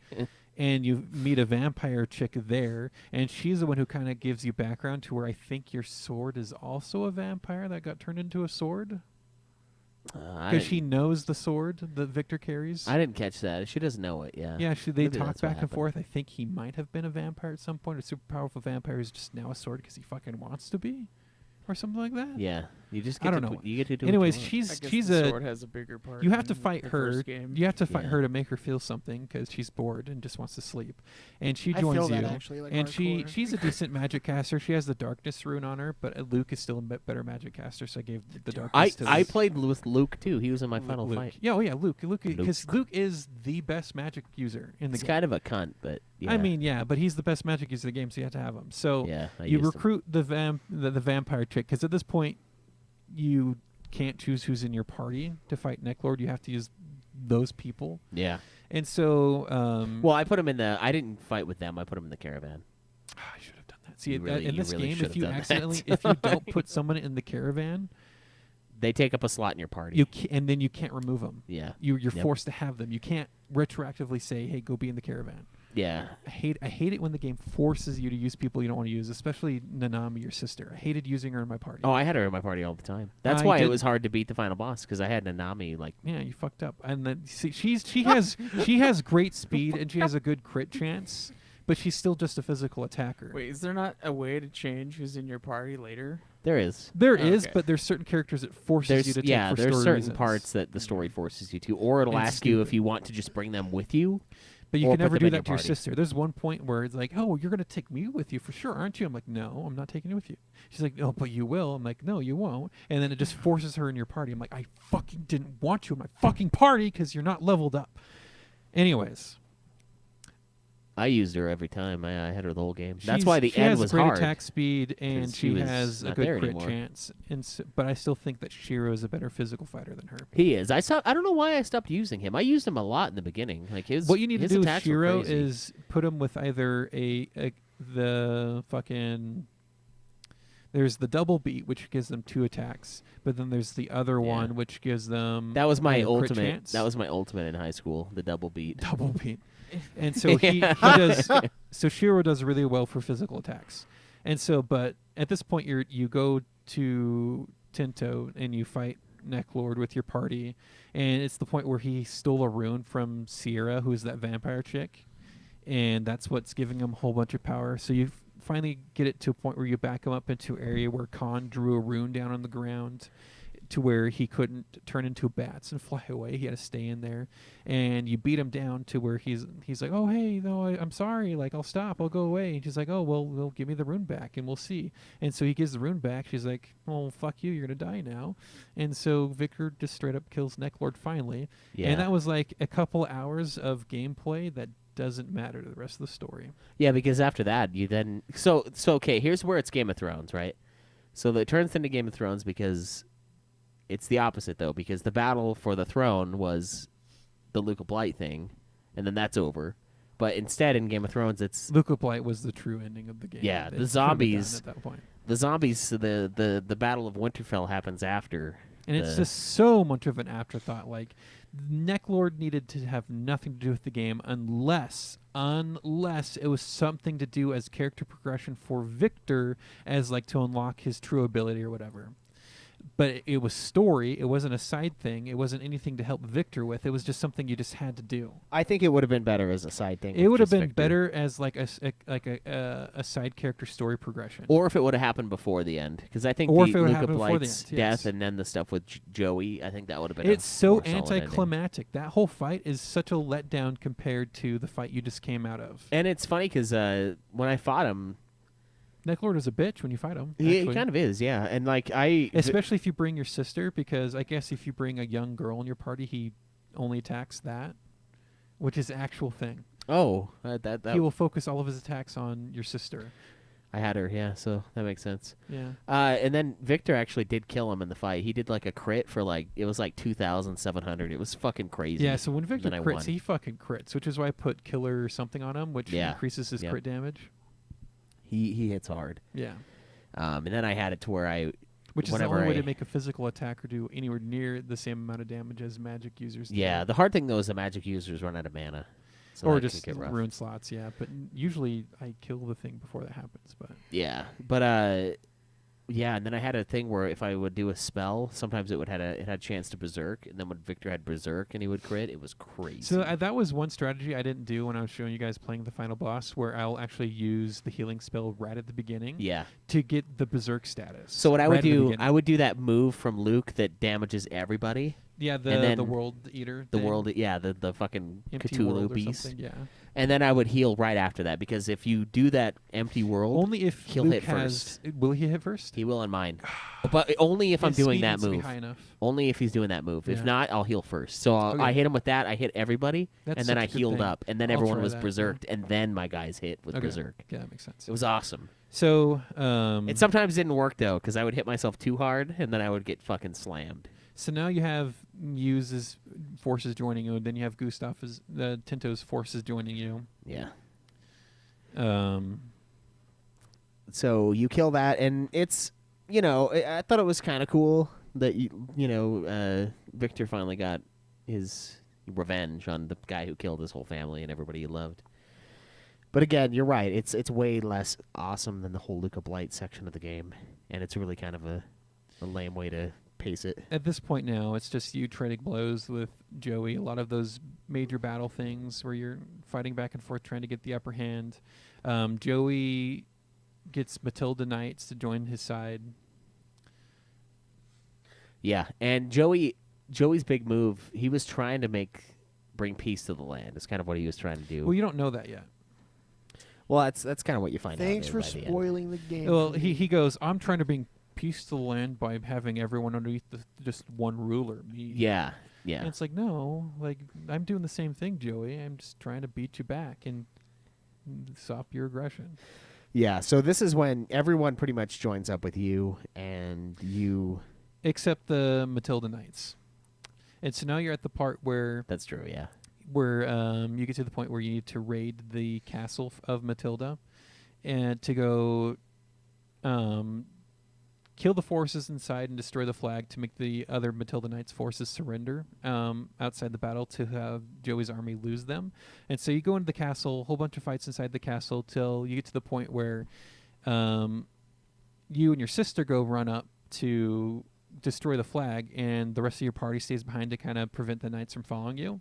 And then you go up the stairs, and then Joey is there waiting for you, and then Guido, the leader of the Matilda Knights, and his band join up. come up to you guys after you're talking with Joey, and then the knights shoot their crossbows, and then your sister Nanami goes, "Oh, just like grandfather showed me," and she does the thing where she's blocking all the arrows out of the air, and then she gets hit by one. She's like, "Nah." Just like Grandpa showed me. I've been shot. Yeah. And then Joey gets super mad, and you and Joey get to fight together one last time against one of Joey's allies.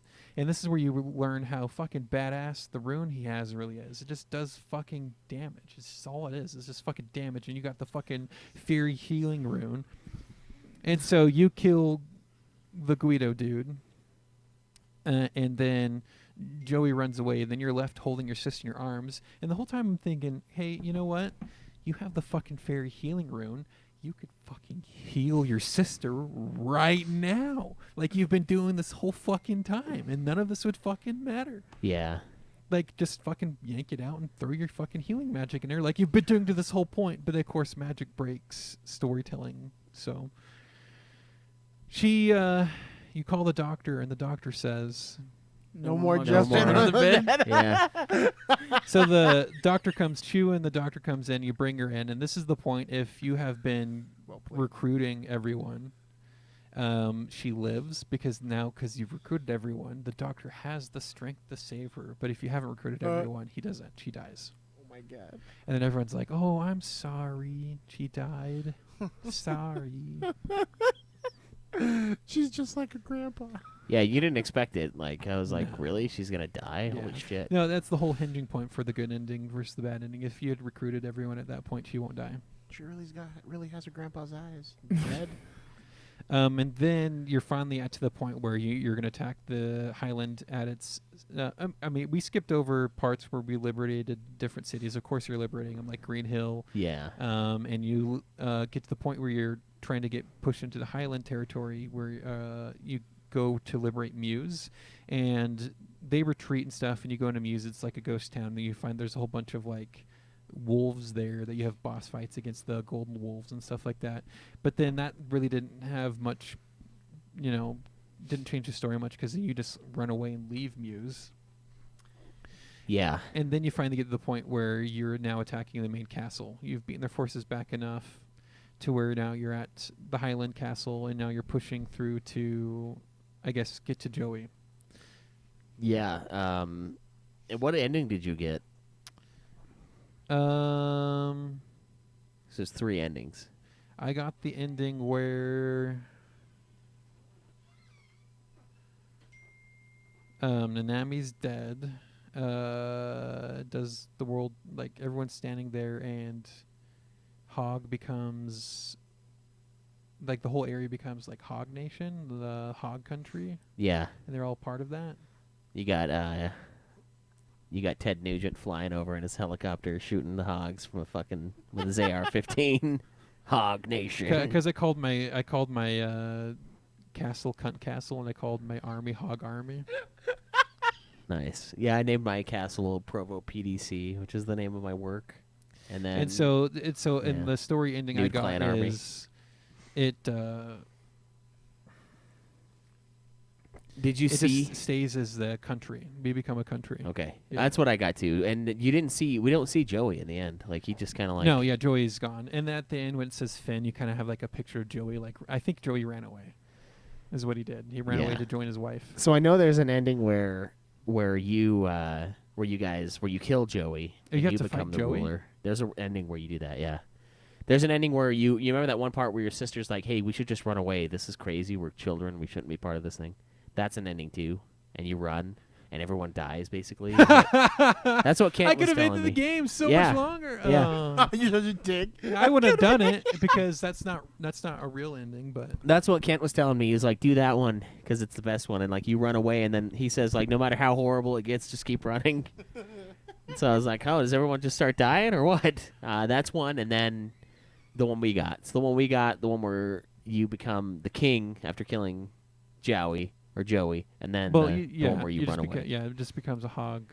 But for us, Yeah. it's not that we're the king. We're not the king of Highland. We didn't kill Yeah, Joey. it's not Highlands, just the city-state area. Yeah, and you have to save. I think we have to save the kobold guy to get the good ending, but we didn't get the good ending or the best.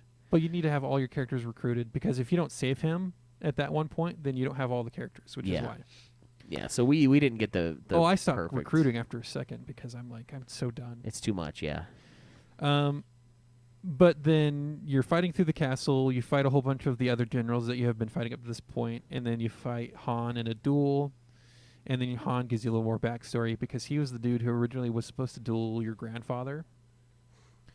Yeah, and these duels, they pop up throughout the game, and they're kind of like I was talking to Craig before we started recording, and they're kind of like the fights in Monkey Island, where it's like based off of text and comebacks. Yeah, It's so really- you have it just- to, like, it's- respond with the right thing in order to those win. Yeah. duel fights are just rock paper scissors at that point. They're kind of cool, though. I think It's there's like 5 different cool, ways to but fight it's- in this game. But there's 5 different ways to fight, but this is the one way to fight where it's the less to do. It's just really rock paper scissors. Yeah, that's true.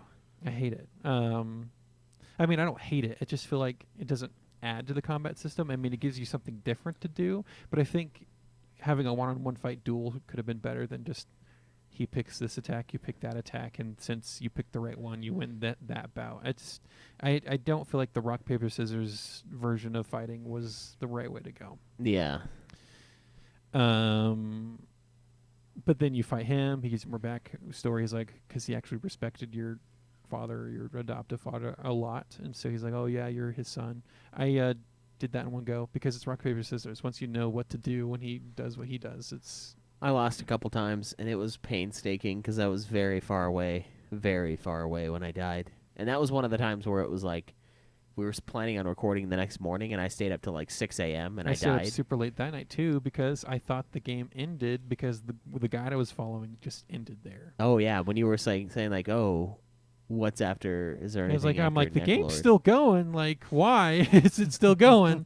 I killed Necklord, and it's just like the guide I was following on IGN, I guess, just stopped. Like, the person stopped writing it, and then they had their credits. There's no credits. You didn't finish. Yeah, that's bullshit. And then yeah, you were like, how much is after Necklord? I was like, there's at still a good least chunk. 8 to 8 hours Yeah, left. After. And you didn't believe me, and I'm like, dude, I'm telling you, I've hauled ass, and I'm not done. And I've then hauled okay. ass.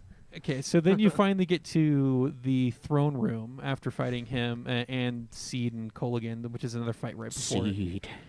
And then you have to fight the Beast Rune itself. And so the Beast Rune gains power when you sacrifice to it and give it blood and stuff like that. But then you fight the Beast Rune, which is a 2-headed wolf. Everything's a fucking wolf. Yeah. By the way.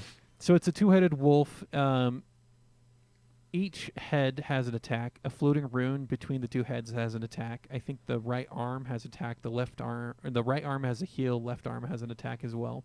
Yeah, you kill And that fucking. You kill that healer. This fight is very RNG based. Oh yeah. It's very very. So There's a lot of status effects, and they don't always work. The first time I played it, I beat him. I mean, it wasn't easy. I had to keep everyone up, but I didn't lose anyone in my party. And I just beat him my first go around. And I just was really lucky with my protection magic I threw out to block magic, and that procced quite often. I was really lucky with Shiro, my physical damage dude. He was able to knock down the heads a few times, and made it to where I only had to receive half attacks, and so I was able to just dump damage onto him my first playthrough and get through. But then my playthrough just now, because I was showing twice my party, I was getting dunked on pretty hard. Yeah, I died like 4 or 5 times. And to the point where he had confused my characters, which means they can't do anything. They can't even defend. And then knock down another character means they could defend, which means I couldn't heal, which means I would have died the next attack. Yeah. So I would have lost my second playthrough. So I feel like the final fight's a lot more RNG based. Yeah, it is.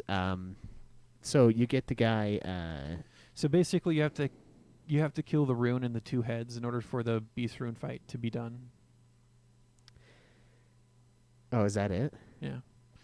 You don't have to kill the arms. It's just the heads and the rune. Oh, I killed the arms first.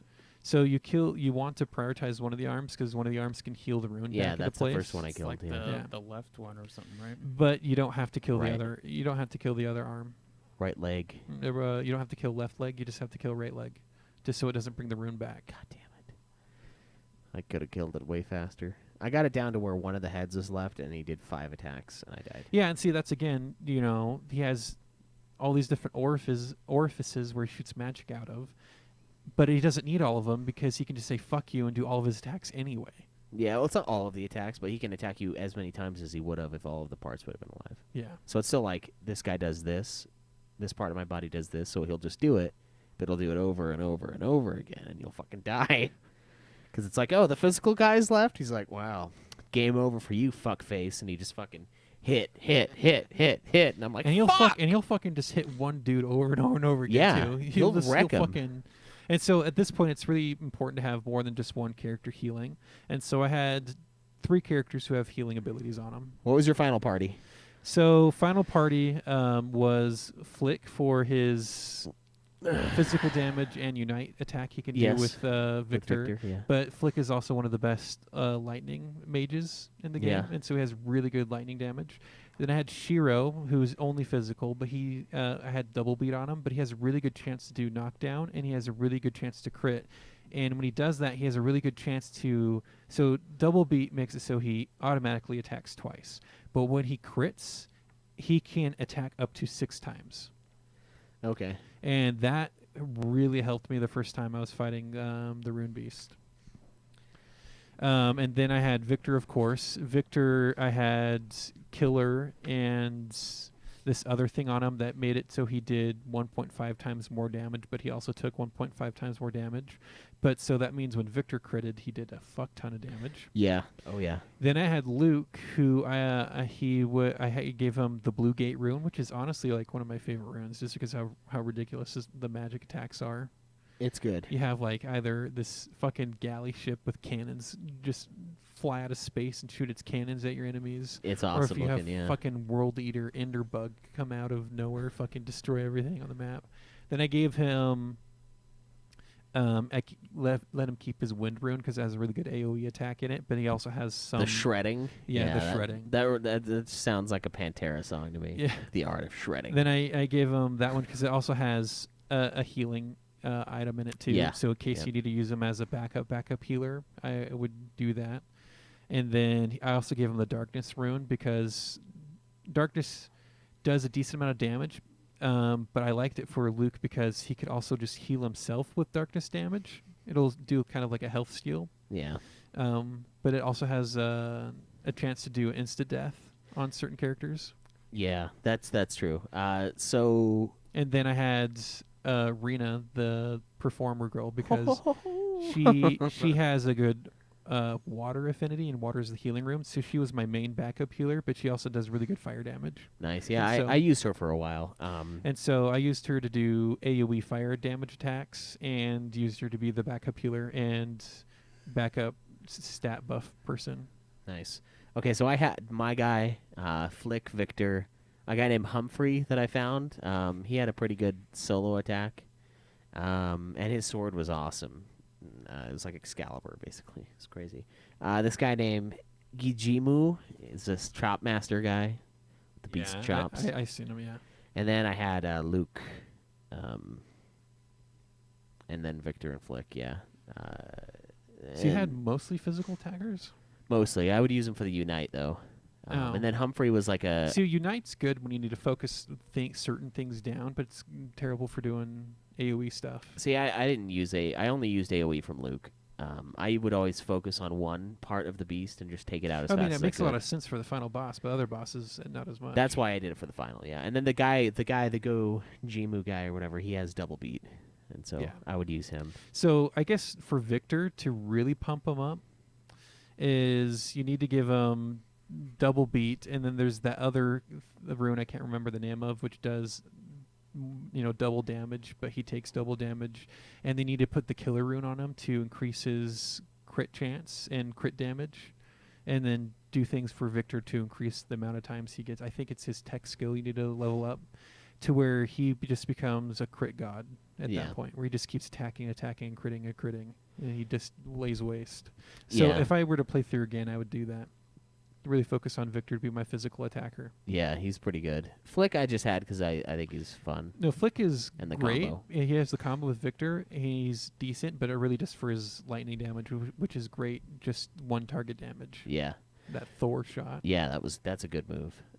So I just whittled it down piece by piece and until I killed it all. Yeah. And I guess I didn't know I had to kill all, or I didn't have to kill all of it, but It's really just the heads you need to kill, but the one arm needs to go, or else it's impossible. yeah, and it'll keep healing. Yeah. And that's the first time I fought him. I did that, and he healed, and I was like, oh, well, that one's gonna die next time because I'm gonna die. Yeah, that's pretty much the story though, and there's multiple endings, like I explained. We got the same ending where we basically Sounds like it. I mean, it sounds like the one ending you have to, use the joke ending in order to get, and the other ending is only if you recruit everyone. So that's Yeah. really the only ending you would get, unless the only dissatisfying part of our ending is that Joey just kind of disappears. yeah. They see again this whole time. Okay, You what I fight fucking hate the about Rune story Beast. is they build Luca Blight up to be the main enemy. You kill the main enemy, the story's still going on. Okay, well I guess now there needs to be a confrontation between you and your friend. And that never happens. The game ends without happening. So why fucking Yeah. extend the story to make it to where, hey, Luca's really not the main thing. You're really gonna have to just, come to Jesus party with Joey at the end, but that never happens because he runs away, and Yeah. it takes it from you. Yeah. But is the true ending? Do you actually fight Joey? Is that actually a thing? I don't know which one the true ending is. There is an ending where you fight and you kill him, and you become the king. That feels like a better ending as far as what it alludes to. There's story-wise. another ending where you guys all leave as pals, and that sounds like the bullshit one. There's an ending where you all just get together. That's and what I was leave? reading. Yeah, you're all of you are still alive. Nanami lives. I and need to watch a video of all the different endings. I was to know. going to before I did a. There's 4. Yeah, you're right. Ingress Black Dude said there's one where you save Nanami, and you all kind of leave, and then there's the one where you flee and then everybody dies and it gets destroyed. And that's the one he was talking about. He said that ending's hilarious and Splinter dies for no reason. Yeah, they just kill everybody. Hey, so Angry Ass Black Dude, Like- does I'm asking the Twitch chat, Angry Ass Black Dude, does fucking the Kobold dude, does he look like Splinter? He looks like Splinter to me, like that. Like, every time I saw him, that's what I thought of. I was So- like, where is his fucking turtle village? yeah. So what would you guys give the story then? This 7. game. I'm giving it a 7. The greatest There was- RPG on PS1 is getting a 7. Okay, guys, I want you to know. Okay, we'll talk about it later. Well, I won't say it now. Okay, What do you want us to know? I'll let you know later. Don't worry. What do you mean later? We're talking about story right now. No, it's not about the story. It's about the game overall. Oh. So I'm giving the story a 7 because there's a whole bunch of stuff that you had to do and invest time in that really didn't matter in the long run. He says he definitely looks like Splinter fucked a dog. That was his dirty little secret.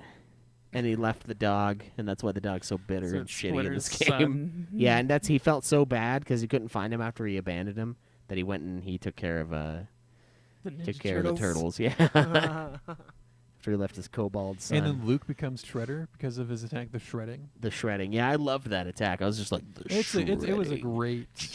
And it just fucking Yeah, that's rips him him. to pieces. Oh yeah, that's definitely like a brown Splinter. Oh yeah. Like his We're ears all are not racist. dog at all. And his fur is brown. What are you talking He about? looks like a rat. I'm just saying. He kind of looks- does. Yeah. I didn't know I was It's- surrounded by it- all these people. It's like his this. ears, his snout's all and head is all elongated. He looks like Splinter Is there more dog army? with a Is there powerful more? jaw, huh? No, like go down. So that was like more dog. There's like more dog army. That was not. But that's Gengen. He's one of your recruitables. The fucking Boy Scout Nah. kobold. Yeah. Yeah. He's the first kobold you find. I would just Are they as find, like, cool- all the stupid characters Are- and then use Oh, I those needed to do guys. more of the Miku Mikus, like the flying squirrel things. Yeah. That would bounce off of enemies. Cameron found one. I didn't yeah, find him. I found one. I wanted if you can find more of them. Oh man, You can have a whole team of them, that'd be fun. and they do like this Superman flying attack together. Are the dogs, the kobolds, are they as cool as the dogs in Undertale? The dogs it in Undertale depends shitty? because No, the they're dogs in cool. Undertale they're more built up to be puns Yeah. instead of like The kobolds are a joke, but they're not meant to be funny. no, but They're just Gengen- sad. So actually, so there's a unite attack that Gengen can do with Shiro, that is really funny. So Gengen, is one of the kobolds. Like, yeah, he's a decent physical attacker, but then Shiro is the big old wolf you could take with you. Yeah. And he's a great physical attacker, but they have a unite attack where Gengen will jump on top of Shiro and then hold out a bone on a fucking on a fucking stick, and then Shiro will fucking just charge right into enemies, doing a whole bunch of damage. Oh wow, that's funny. And I so like they had a really good unite attack. I like the unite with your sister, where like you guys would start attacking, and then she would sit down and like have tea. You're Is not this related. She's- really Game of Thrones? You Yeah. united Yeah. with your Guys, sister? The unite. You're not blood related. Yeah. Oh. But anyways, you have a bone unite related. attack with your sister where it goes on way too long, and if you have epilepsy, good fucking luck with that unite attack with your sister. But there's a funny part. Right? I But don't know if then you. every now and then, if you do it, she won't participate. She'll sit there, eat, and read a book and stuff while you're And like sitting there drink attacking. tea, and it's Yeah. just like, and it's like a zoom in on the enemy, and the enemy's like recoiling from the attack. And it's like,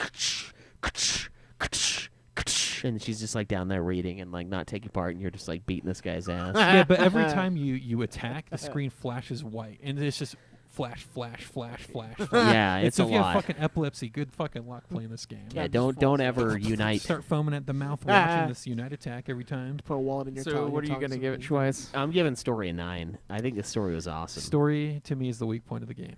I think It would have been much better if they trimmed it. I think there's a lot of great shit when it comes to the. Well, it sounds like they alluded to like the orb thing that you fight at the end, like halfway through the game, from what you guys said. yeah, the room. Yeah, I mean, But it there seems was like there's some too allusion much to the beast from room. between like that Luca fight to. That, I would have given that this point. game a point more if we just cut out the whole Necklord section. So the reason why I'm giving it so good, such a good score, is because there's some great little mini plots in there, like subplots. So like one of the best ones I found was the very beginning of the game with this character named Hilda, and I thought this was kind of a beautiful little part of the game. So See, that's an There's- example of a great side quest to do yeah. that wasn't done with the Necklord One of the parts that you recruit this girl, and you kind of find this little village next to a main town, and it's this guy and his wife, and they run an inn. And this guy Alex, he's like, I want to search. There's supposed to be this buried treasure in this thing behind my house, and you're interested in that. And you're like, okay, yeah, let's go find and see if we can find this treasure. And he said you're like, well, what is this treasure? And the guy's like, it's the thing that I treasure the most in this world. Is kind of what it's supposed to be. And then like you go in there and you fight through this big area, and it's this long ass dungeon. And then you get to the end, and the guy Alex finds is this like pile of herbs, and it's just herbs. And he's like, really? Are you fucking kidding me? Like, it was supposed to be the thing that I cherished the most, like the thing that I wanted the most in this world. And he's like super pissed. And then you guys like leave, and then he like tosses the herbs off to the side, and he's like, this is bullshit. And then you kind of go in, and then you find that your wife had like fallen ill, and she's like dying from something, and you're like, holy shit, this is crazy. And he's like, I don't know what to do. Like, I don't know how to help my wife. And then you go back and you fucking find, you go pick the herbs up and you bring it back to him, and you mix the herbs, and then they're what cure the wife from her like illness that she got. And I thought that was beautiful. Yeah, It's it like was the thing beautiful. that he wanted the most in the good. world was his wife. All right, I'll He had give the it whole story an time. 8. Story gets an 8. Story. There's some stuff like that, character building and background stuff that is great, but I just feel like this game could have been a great 35-hour game instead of a. So you just don't like all the fluff afterwards. I don't like that's all your the biggest fluff. I don't complaint. like the fluff that it forces you Yeah. to play. Yeah. There's some pacing That problems. I don't would make say. sense. Pacing problems and doing a whole side section that doesn't make sense to the rest of the story. That could have been. But you still better. think the greatest RPG of all time on the PlayStation deserves an 8. Wait, just wait. It's an 8. I think, and I it's thought you were flipping me off for a No. second. and it's crazy because I feel like all of the side characters, they have pretty good little plot lines. Like, so there's like interesting There's stuff too that many of 'em happens. to get invested See, in. and Jeez, that's what like, I agree, but it doesn't suffer from Final Fantasy Tactics in that same way. The I mean, reason you could definitely invest all your time. 12 like you suffered can, from that a lot. It gives you a chance Or not before 12, 6. after you've recruited 6 everyone. It whatever. gives you a chance after you've recruited everyone to then It's a just Yeti go character into the choice world that has an entire little story and do whatever you want. And so you can totally at the end go with each character and do their own little stuff and get them powered up and everything like that. At the Yeah. end. So you can do that. that was. But there's one no of- reason to, because there's no reason they don't actually have side quests that you can do per character. Okay, see, well, that's still like that story building is rad, and that's one of the things I really liked about Fire Emblem Three Houses was like, they built the characters up, and there was mini missions to do to like explore that character more. Yeah, they don't have And that's missions to explore awesome. characters. Yeah, they Oh, that not only sucks. mini missions, but like the more you talk to them, like you get Yeah. more story and And so, like, background of that- that I character. mean, But like, if they give a actually, character one of list, it the makes me wanna play characters, it. one of the characters you can recruit is this private eye investigator dude, and you can have him investigate, everyone in your party. You can have him find out tidbits for you. I don't know what the mechanical use of that is, just outside of lore knowledge. The one thing I did is I would have like recruitment info. I had him go on. Okay, missions so yeah, to- if you were playing the game without using a guide, you would definitely use him to figure out how to recruit people. yeah, that And would make it's- sense. And I felt like all those little characters, they had the one Freed Yi guy. It's fucking ridiculous. Freed, I hated. I mean, Freed Freed was Y. okay. He was just mediocre. And you go to this village, and then he meets this girl that he used to know, and they like had a relationship. no, before. I think he knew her. He just left and didn't tell her. Yeah, and she was like heartbroken, and she Yeah. ends up joining your party because they're like reunited. There's like Yeah. a lot of cool little things like that where it's not So super just in like, depth yeah. story development, but it like gives you just enough, and that's why I think it's And stronger. you have to have certain characters in your party in order to recruit other characters. Yeah, but you won't yeah. know that unless you investigate. Right, and that's why I think it doesn't suffer from Final Fantasy Tactics' main flaw with story. The only problem I have with Tactics is that there is a lot of people and there's a lot of betrayal. There's not that many people. I don't know what the fuck you're talking about. I think there's too many people that you don't get any time with, and in this you get. It's not like you It's get a not ton of just time. that. It's just that certain characters really aren't as good as others. I mean, again, every character is viable. You just have to spend more time with them. Yeah, in this game, I feel like they gave us just enough. And now when I go into my inn, and I see Hilda, I remember the little Hilda quest line with her husband. Like, Yeah. it's not a ton of info, and I think that might be why it's maybe a little more because it's not as much to digest. And there's so many characters, so you can't do a ton. But like the chef guy, he had like a little. He has his own little duel. fucking sideshow, like Iron Chef. Thing Yeah, it's that goes crazy. on. Yeah, and you fucking compete against other chefs that come in, and like one of them poisons one of your chef helpers, the fat chick, and she died. She fucking. He's a recruitable character. I know. If you lose her, you don't have all of them. I had to restart. That's why I told you I restarted one of them because they fucking poisoned her ass, and then they're like, "Oh, if you win, I'll give you the cure," and I lost. So I reset my game. I'm like, "Fuck that! I'm not gonna let This is that." maniacal. Yeah, he's Hang evil. him. Yeah. Yeah. Like he has his own little like dueling chef like for Master Chef in the whole world and other chefs come to like challenge him, and if you beat him you get recipes. Like it's super cool. It's What like, did you think with the first time when they moved your room up a floor? Like you're like, where the fuck am I supposed to? yeah, go? I was like, where am I supposed to fucking sleep? So every time you increase the number of people in your castle upgrades and there's more features and stuff to your castle, but you keep going up a floor to be at the top floor. Yeah. And so it's like, oh yeah, I guess I have a new room now. Yeah, did you get the elevator guy? Yeah. Yeah, I got him too. Yeah, it's necessary. Else I don't want to spend like 30 seconds climbing stairs. There's It's a load screen every yeah. stair. There's so many You had to guys. recruit It's- a guy to like fast travel in the castle. Yeah, okay, so you have to recruit a guy Yeah, to fast you travel do. the castle. You have to recruit a girl to fast travel in the on world. map. Yeah. And you have to and so once you find her though, she gives you this thing where you can fast travel back to the HQ and then talk to her to fast travel elsewhere. Yeah, it's awesome. Yeah. That really helps a lot. And then you have It'd help a lot too because every 2 steps you take you have a fucking random encounter anywhere you go. yeah. Yeah, there's just a lot of little mini stories in there that I really did enjoy. I liked it. And I thought the stuff between Victor and the sword was funny and great. That was funny. Yes, that was And good. Shit talking the sword, and then the sword like flying up in the air and like saying it's gonna cut him down. The boss You have to talk fight the with the sword sword down. was great. yeah, And then recruiting the smith for your HQ that he had to talk the sword down that one time. yeah. The sword was gonna kill Victor again, and then the guy's like, "Oh my God, you're the legendary sword." He's like, "I would love to join you and like work on you." He's like, "I want to make you perfect."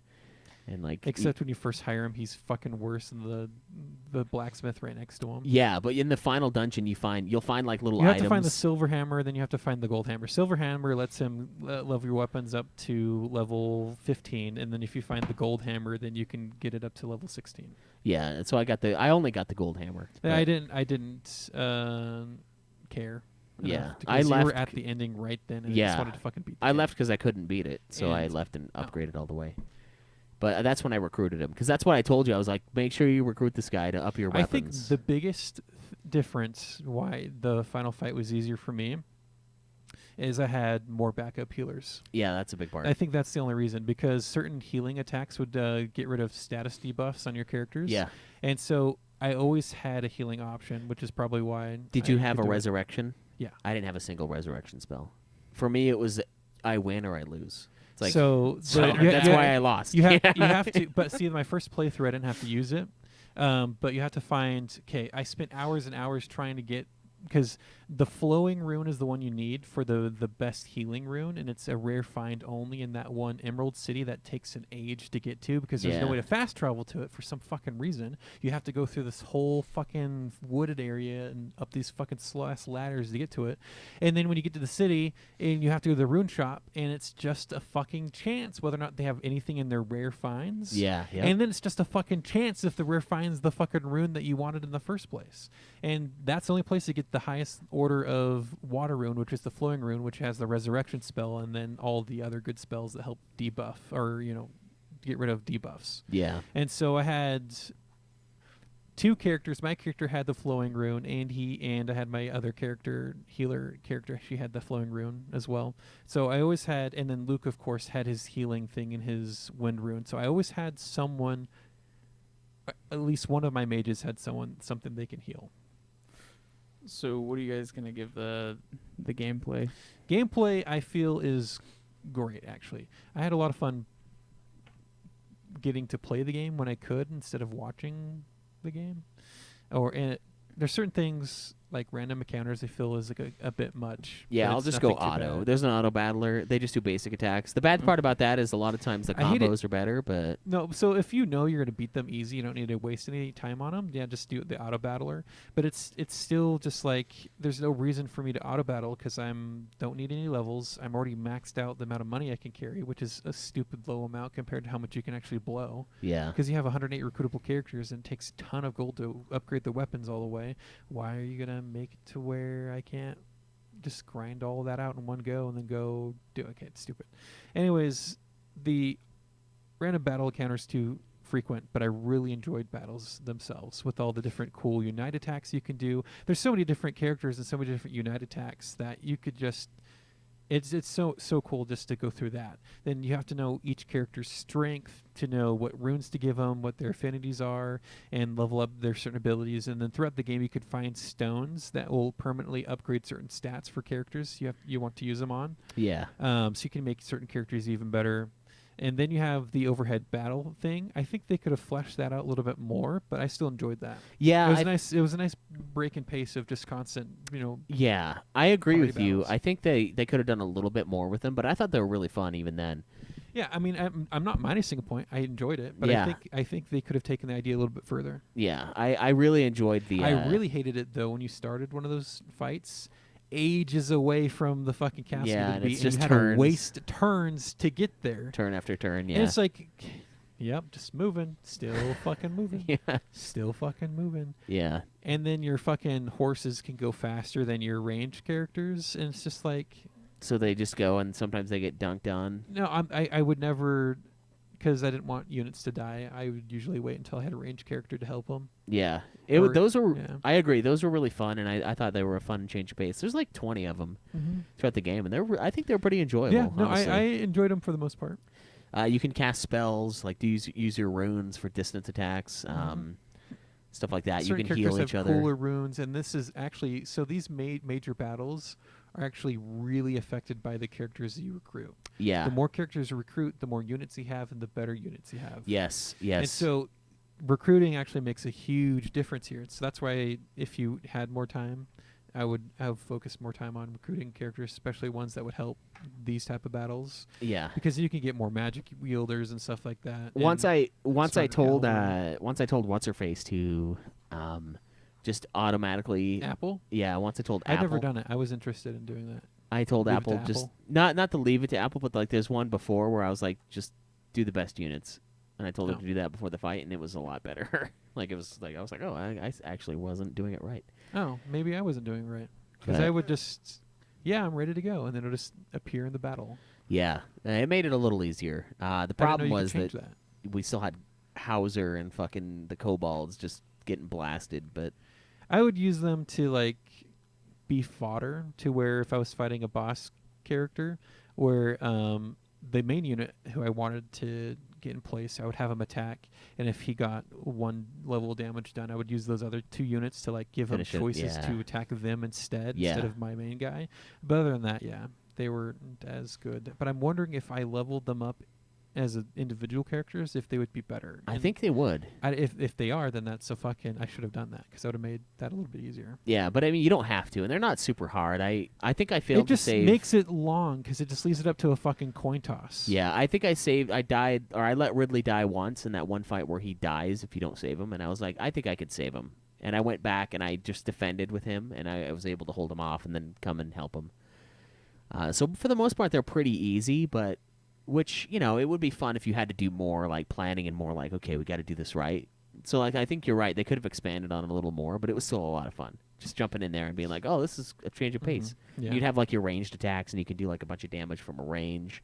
You could do like fire spears and hammer And them then with to those. tell you how much of a coin toss this is, there was one of those one of those battle scenes where you're supposed to hold out against Luca up until a point to when your reinforcements arrive and Luca retreats. Yeah. But you get it to where because there's this whole scene where you're fighting Luca Blight, you're defending and trying to attack against him, and then his reinforcements come, and there's that other dude with the wind rune. I think he's from the previous game, and then when that happens and he brings his reinforcements in, then Luke on your team comes in and does his true rune of the wind or whatever and damages a whole bunch of units, right? Yeah.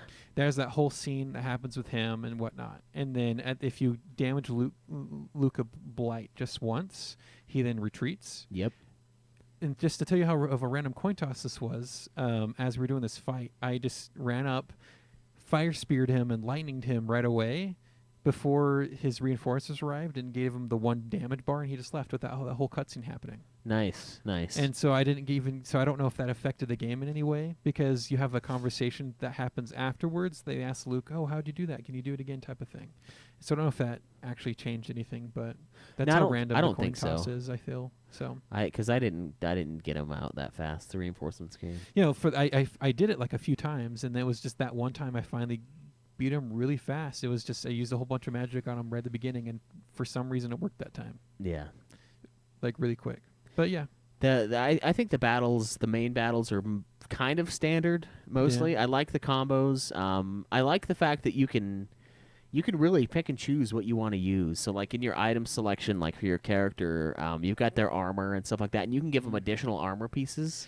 but that takes away from them carrying stuff like medicine and other stuff. Yeah. So like there were times where I would optimize and it would give me like multiple armor and damage things, and I would just keep it, and then I'd have certain characters that had like food items for healing and stuff. And see, I would just prioritize having some of my magic users all have a healing option, and just armoring up my Yeah. frontline people, just making sure they were completely armored. So there's a bunch of different ways to equip your characters. But see, if he kept food on him, they didn't have as much armor as they could have. But then when something like an anti-magic field happened, he would have an option to heal, whereas I wouldn't, because I just made sure everyone was armored. Yeah. There's a lot of different spells. There's a ton of customization for the tons characters. of different spells. Tons of different runes you can equip Yeah. into your dudes to give you certain abilities, unlock certain magics. Combo, you can play the game with any character. That's the cool part about Yeah. the game. Like you Yeah, can again, fight there's- with anybody. There's characters who are better, obviously. Do you have and to more have your connected main story, character in the party? Yeah, you have Yes, to have your yeah. main character. He's the only one you get. That's the only what happened. requirement. And other storyline requirements of having your sister with you and you don't want her to be. And it would have saved her life if she didn't come along. Yeah, that's true. I'm like, no, I don't want you to go. I don't want you to go. And then later I'm like, oh, damn, she died. I fucking See, told if she you. listened to me, you should have fucking listened to me. I didn't want you in my party. Dude, I told you. Yeah, You just there's don't fit with the meta right now. there's You there's. fit with the meta. Did you play the fishing game? No. There's a fishing game on the Of course docks. there is. And No, I didn't. I didn't investigate that. for Oh, some he reason. didn't play it. Yeah, but you can catch fish and you can use those to cook. In your That makes sense. in your chef See, thing. with the chef thing, you had to spend time finding ingredients and stuff like that. Did you ever do the trading thing in game? the trading posts. Yeah. Yeah, I did it like once. Apparently, there's no real reason to do it because you can just make money in the game. Like, you make more money than you have need for later in the game. Yeah. Oh yeah. But the only late game- reason you would use the trading post thing is because you could, if you make a certain amount of money, you can recruit a trading post guy from that banner village Oh, area shit. and put him in your town. Oh, nice. Yeah. There's a lot of different ways to recruit people. Like there's one guy that you have to run away. He's like the dude with the massive nose, the elf guy. Yeah, and I he's like recruited sprinting. him. I never did because you have to run. You have to flee from a certain amount of battles. Well, it's to not just recruit him. flee; it's let go as well. So when you get to a certain level and you're going through a lower level area, that gives you an option to let go, which is you're basically letting them flee, and it's 100% you let them flee. And since they wouldn't give me a lot of money, and there was no reason to fight them because they don't give enough to level up. Yeah, it's not worth your and time. it was just in the random encounter frequency is insane in this game. I would just, and this is before you get the blinking ability to teleport. Just random counter, let go, random counter, let go. It's seriously like 2 steps later you get into another fucking counter. I was so frustrated at that, and that's probably a huge reason why the gameplay time is what it is. Yeah. I feel like they It's a should have lot of like, hey, fights. if you're a certain level, let's really dial back on the random encounter and frequency. the sewer area, dude. Those fights are they get hard. Some of those random Yeah. encounters, they start fucking you up, man. It's just like, you know, there's no benefit for you to fighting in this area, so let's fucking dial back on that random counter frequency just a little bit. Yeah. Like fucking just a tiny bit. Yeah. But no, so by the time I found the elf dude, I had let go enough people that I could recruit him. oh, nice. I didn't get them. Yeah. But there's so many different ways to recruit people. Like it's based on certain things that you do in the game, certain other Which is, characters I you think, bring which is in. why it's really important to have that private eye investigator to really know all the different ways you can recruit people. Otherwise, without a gag, you're just fucked. Yeah, yeah. There's that. The fishing minigame was fun. It was basically just like a little like there'd be a moving bar, and you have to press X to like keep it within the Did bar you and like let go. recruit the bathhouse dude? No. So there's a dude in the one village that you have to get to by boat. Can't remember. This is before you have the blinking ability, and this is the village where it takes you to like Green Hill and the Kobold village and stuff like that. There's that one village where you dock the boat at. Yeah. One of the huts, there's this dude. You have to be toasty and before you talk to him. So you have to go to the Kobold village, eat a whole bunch of fried tacos to get the toasty effect. He's like, I only talk to people who look like they've taken a fresh bath. Yeah, I'll I only had talk- the items to take a bath. I'll only talk to you if you have like, if you look toasty, like you're clean. And so you eat a whole bunch of fucking spicy food, and now you're toasty and clean for whatever reason. And so he'll go to your castle and build you your bathhouse. Oh, nice. Yeah. There's so many cool things in this game, dude. And the farming, like I didn't even explore that, but I had seeds. Yeah, I didn't either. I had had- seeds too. I found but didn't- seeds, and I didn't found the even farm think about area. that. Didn't even connect that. You could go plant it. I thought they could have been like used in food or something. I'm positive that's what it is. And you can use those Probably. ingredients, and your castle becomes like the self-sustaining. I mean, that's what Town. it's supposed That's to be. the idea, It's yeah. supposed to become a capital. It's It's not- the new capital of your nation. Yeah, right. So- And it's really cool, and like the amount of time you put into it is really the reward you get out of it. Yeah, exactly. And the gameplay, while the actual RPG part is pretty standard fare to me, the combat, there's enough in there that I think it's actually a great time. So what are you gonna give it then? I think I'm gonna give the gameplay. I think I'm gonna give it a 9 as well. So that's 2 9s for me. What about you, Cameron? To me, like the gameplay was the best part about the game. Obviously, is it perfect? I think a 9's appropriate. I'll give it a 9 too. Nice. Yeah, Because I had a lot of fun actually fighting. Like when you're doing bosses and stuff, and you're going through new dungeon area and stuff like that. It's fun, yeah, and it's fun to recruit especially people. when you're like you finally got a cool rune for a dude you're trying out. And you're like, when I finally found a blue gate rune, I'm like, oh, dude, it's fucking sick. Can't wait to take Luke out and fucking use this rune.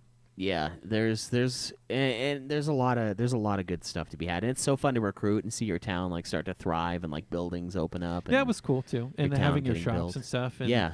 I don't know. Like once you have your shops open inside your town, do they sell better items or just the average items? They're not always much better. The big one was the blacksmith for me, and then the person that attaches runes. But there's other areas where you could find better stuff in the rare finds. I mean, you have to go to certain areas to find certain runes, and that's stupid. I yeah. feel like once you level up your rune, like there should be a way to invest into your rune shop, and then have the chance of the rare runes that show up other places have a smaller chance for them to show up at your place, just so you could save spam it. Yeah, it felt like the base wasn't as powerful as it could have been. Yeah, that would have made the fucking that whole journey getting that town was too much. They should have at least added a way to teleport there. Yeah, yeah. All right. What about sound and music? Got that stanky flute. Yeah.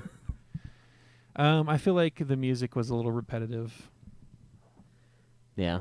It's just a loop, especially if you spend a lot of time in one area like your HQ doing stuff. It's just the same track over and over and over again. Each area had its own unique music, which is fine. I just feel like the music was a little overpowering. I had to turn it down a little bit. I mean, it's okay. The sound of the actual fighting is great. The sound of the runes make is cool, especially when it fucking slows down the PS Vita so much you're seeing a frame at a second and just hear the sound going chok, chok, chok, chok, chok. Yeah, And then it that's slowly speed back up to speed. that's why like I a wanted record to play player. the physical real version. Yeah. 'Cause And I you heard still about had the same slowdown. problem. No, I didn't. The problem I had was Doing sound certain would spells glitch. and sounds would glitch when certain spells go out just because it really slows down the frame rate. in mine it Huh. wasn't. The frame rate was fine, and it was still make the sound glitch. Oh, mine, the whole game would fucking slow down and make me think it's going to crash and freeze again, which is stupid when you're like an hour into a dungeon and you're like, there was no point to save it, to save your gameplay. Because the game did crash on me and I lost like 4 hours.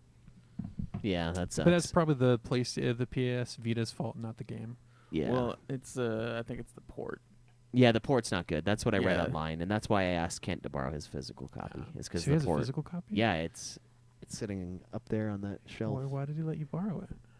Because he's a crazy person. I don't Does he know. not Does he- know does he know how much it's it's worth? He knows how much it's worth, and He's not selfish like Craig is with his very Valkyrie trusting. profile. I was thinking. Yeah. Fuck you. he donated it Ain't to nobody me. touching that thing. I'm not even touching I was it. thinking, as an apology of being so late on this review, if there was this Same with my one Persona physical 2. copy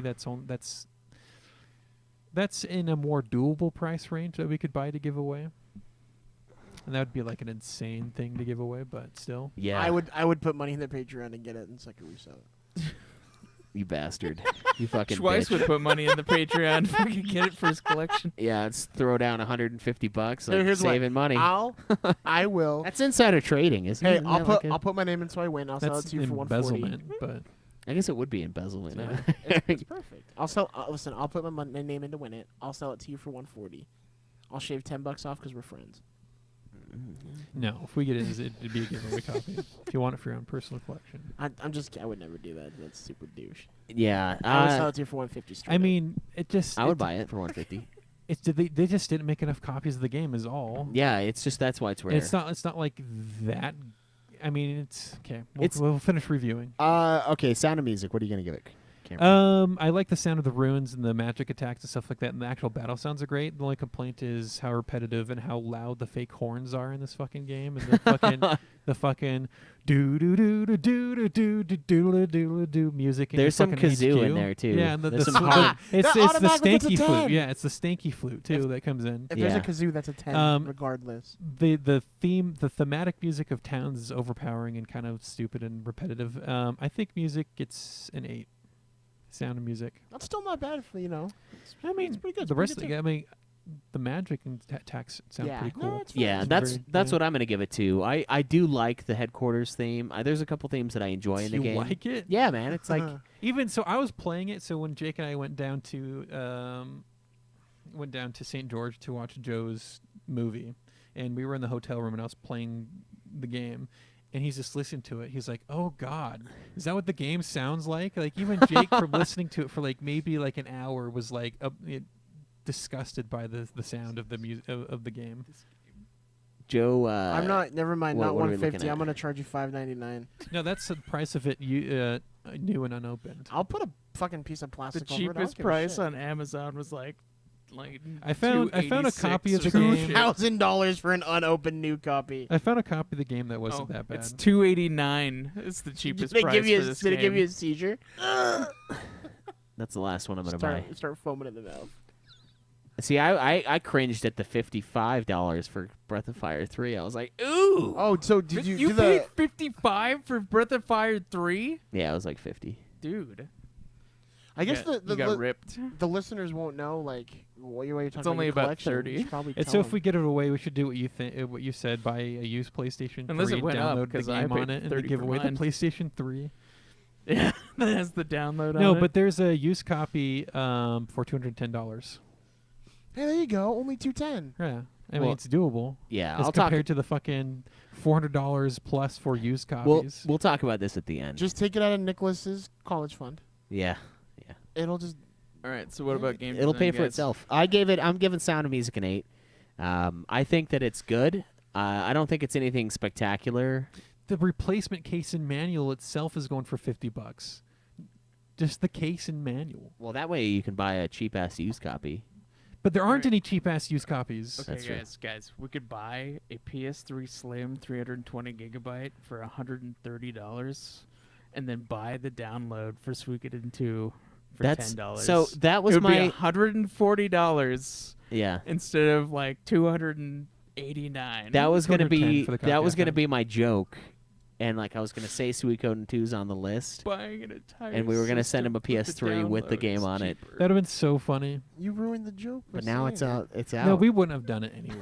I don't. I kind of wanted 100% to. of would have done it. I Yeah. kind of really I wanted. mean, It's that's ridiculous. funny. That's That's still hilarious. $200 investment. Whatever it's gonna be like, we're just gonna get slammed like Bella Plus the Thorne did on fucking shipment OnlyFans. fees Yeah, for fuck. that heavy ass PlayStation. Yeah, well, Shipping's like $50. True. that's true because we'd have to bring it here and Because then- we don't know if someone, if we don't know if it's going to be someone overseas who wins it too, yeah, that's true. and we wouldn't want to ship a fucking PlayStation 3 across the ocean. It's actually not that bad. I think the sound and music is pretty decent. It's not anything super spectacular. That's I mean, it's pretty. I mean, that's a decent score, especially for a game that's like about 50 hours, and you're like just listening to the music. yeah. I don't think it's anything spectacular, but I think it's good. So I gave it an 8 as well. The sounds of the battle are really good, like the little mini fights with your little like children running at each other and killing each other. Those were fun. I don't know. I enjoyed it. I thought it sounded fine. It's not like there have been games that we played that are really good for sound and music, and this isn't one of those. This is just okay. What about graphics and design, Cameron? What do you think about the graphics and design? So I read into it a little bit. So this is kind of the time around when 3D graphics started to becoming a thing. Yeah. And they were looking into it, and they made a decision to stay 2D. in 2D and stay this way. It was like a decision that, hey, yeah, we're not going to do this new technology because we feel like it's not proven enough. We don't think we could take it as far. I think we can make a really decent game and keep it, in line with the first game if we just leave it this way. So that's the decision they made when, at that time there were 3D games coming out. Yeah, But I Final fe- I Fantasy feel 8 like- and 9 look pretty good too. So it's good looking. Final 3D. Fantasy 7 came out the next year. This came out in like 2000. Final Fantasy 7 came out in 97. Suikoden 2? Yeah, it came out in 99. Yeah, Suikoden came out in 99 in Japan, and they said North America was 2000. Oh, yeah. Yeah. Or Final was- Fantasy No, 7 I thought it was was 1999 for us too. 7 was 97, yeah. So it would have been a year after. Suikoden 2 came out Oh, in 98, 99. Yeah. Okay, so 98. So Final Fantasy It was a year 8. before. FF8 was out. So they have pretty decent looking 3D games. Like yeah, the 8 so looks so good. yeah, but then, Final Fantasy 7 came out with several discs. Yeah, that's true. But I feel like that was a decent choice. I feel like this game would have been better as 3D. I mean, this game already chugs along in 2D at certain points, so. Their sprite work is really advanced for And this it's game. really good sprite work too. Yeah. And so I enjoyed it. I feel like the graphics and and at least the design of the game, as far as that goes, is art. That gets a 10 for sure. I I couldn't enjoyed it. I couldn't agree more. I think it looks awesome. I think going with the sprites was the perfect decision. This is like the next level of FF6 on the Super Nintendo, where like that was the best sprites could look. The sprites in this game look amazing. I think it was Yeah. the perfect decision. Because 3D games 8 looks good, but this looks way better for what they Does chose. 8 look good? I mean, for a 3D PlayStation 1 game, yeah. Does but 7 look good to you? No, it looks like shit. Yeah, 7 looks horrible. And that's why they- 3D I technology. think 7 looks better than 8. No, dude, the Popeye. Seven you seven fucking kidding looks me? like the fucking paper It dolls has- my brother would make with the fucking bubbly muscles and everything. I don't care, man. Tifa's still hot. I mean, Yeah. It's got like It looks like a child It's got like the designed 3D N64 graphics, but- kind of feel with the little Popeye arms. Yeah. and whatever. Yeah, but the And N64 it's got its- sucks. and it's So got why its would you own want little. that? It's got its You own know, little it'd be charm, but interesting like the if someone fucking redid all Whatever of Tron's Final bad. Fantasy VII as they 2D tried instead. too hard with 8, and it looks fucking weird. I don't know. I think there's good-looking 3D games at this time, but I think they made the right choice, and I think this is the next level of those Super Nintendo 2D sprites that we had on this Super NES, and I think it looks don't know. amazing. There's a for lot it. of 3D games on the PlayStation that look like ass. I know, that's what I'm saying. That's why I think it's a good choice they didn't go 3D. Yeah. 2D. I think they should have kept with until like the PS2. It looks awesome, and like the sprites, they're they look good for what they are, and they have a lot of range of motion too. Like they move around a lot, and they have like the little animations, and it doesn't look too childish or anything because it's a pretty serious story, and sometimes that can take you out of it. But I don't think this game did at all. I like the way the areas look. I like the way your castle looks. It's super cool to see it like get better, bigger, and better over time. Characters have distinct looks. You'll find them, and you'll like, oh, I know who this guy is. I think the graphics and design are a high point for the game for sure, and I'm really Yeah. glad they stuck with the 2D. And that's No, it looks great. I didn't know about that decision they made, like where they were Yeah. kind of deciding whether Because they it was wanted that to- right around that time that people were making games in that in 3D, and they're like, "Hey, should we do that?" And they decided to invest elsewhere. Yeah, So Final Fantasy 9 was like a year after that, right? 9 was I think 99 and 2000. Yeah, It's around the same time. it was like a year after, Yeah. and it looks pretty good. And Legend of Dragoon. Looks Although good, they but- also like changed the way that their 3D was working, so they like didn't go with like the weird models of like 8. They had a different art style, which I think kind of countered that. Yeah, it kind of masked it in some Yeah. ways. Yeah, so there's good-looking games that didn't do this, but I think they did the right thing by doing the 2D, and it looks great, and it doesn't. I don't know. There's something charming about the sprites. You know what I mean? Like there's just something there's a level of charm there that wouldn't have existed if this is a 3D. Sprites, I feel like, are eternal, because there's no. Because like with 3D graphics, When you go sprites and make it colorful and just using sprites, you're saying we're not trying to be, the most graphically competitive game out there. We're really focusing on other aspects of storytelling and gameplay. plus sprites And it can really also lets them look do really that. cool, and Yeah. like Yeah. the environments can look cool and stuff too. But like with 3D graphics, like there's a certain point where like you're like, oh, that looks really bad now. Like it like ages really poorly. Yeah, and these Yeah. and then, won't. but like the sprites, like they're consistent. It's like it'll always be Yeah, like really good. It's- even games now I still dig it. There's like sprites in it. Yeah. Like indie ones. I'm like, that's cool. or like Octopath looks amazing. Yeah, Octopath does look really Final good. Fantasy IV Complete Edition looks amazing. Yeah. This game looks amazing, and it's old, and you can tell it's old. It's like watching Jurassic Park, the first one. You can tell it's old, but like they use all the animatronics. They didn't use a movie, or they didn't use I couldn't tell that. CGI Like, if you were really. to tell me that this was like a game developed just like a little bit ago, I wouldn't have known it was super old just by playing it. Yeah, it could have just I mean, been like an held- indie RPG. Yeah, Yeah. it holds up well enough in my opinion. And I think Craig's right. I mean, I think the guess it's sprites- old and kind of like the style of gameplay. Like it's definitely a slower, where it makes you just find shit out. It doesn't tell you what to do type of way of approaching it. But I feel like certain games nowadays are going back to more of that method too. Yeah, I would agree with that. Yeah, good. Stop hand holding people. Yeah. So the final category, some would say the most important category, replayability. Cameron, how likely are you to replay this? Is there replay value in the game? Do you have anything else you're doing with your life at the moment? Yeah. Again, we talked about it.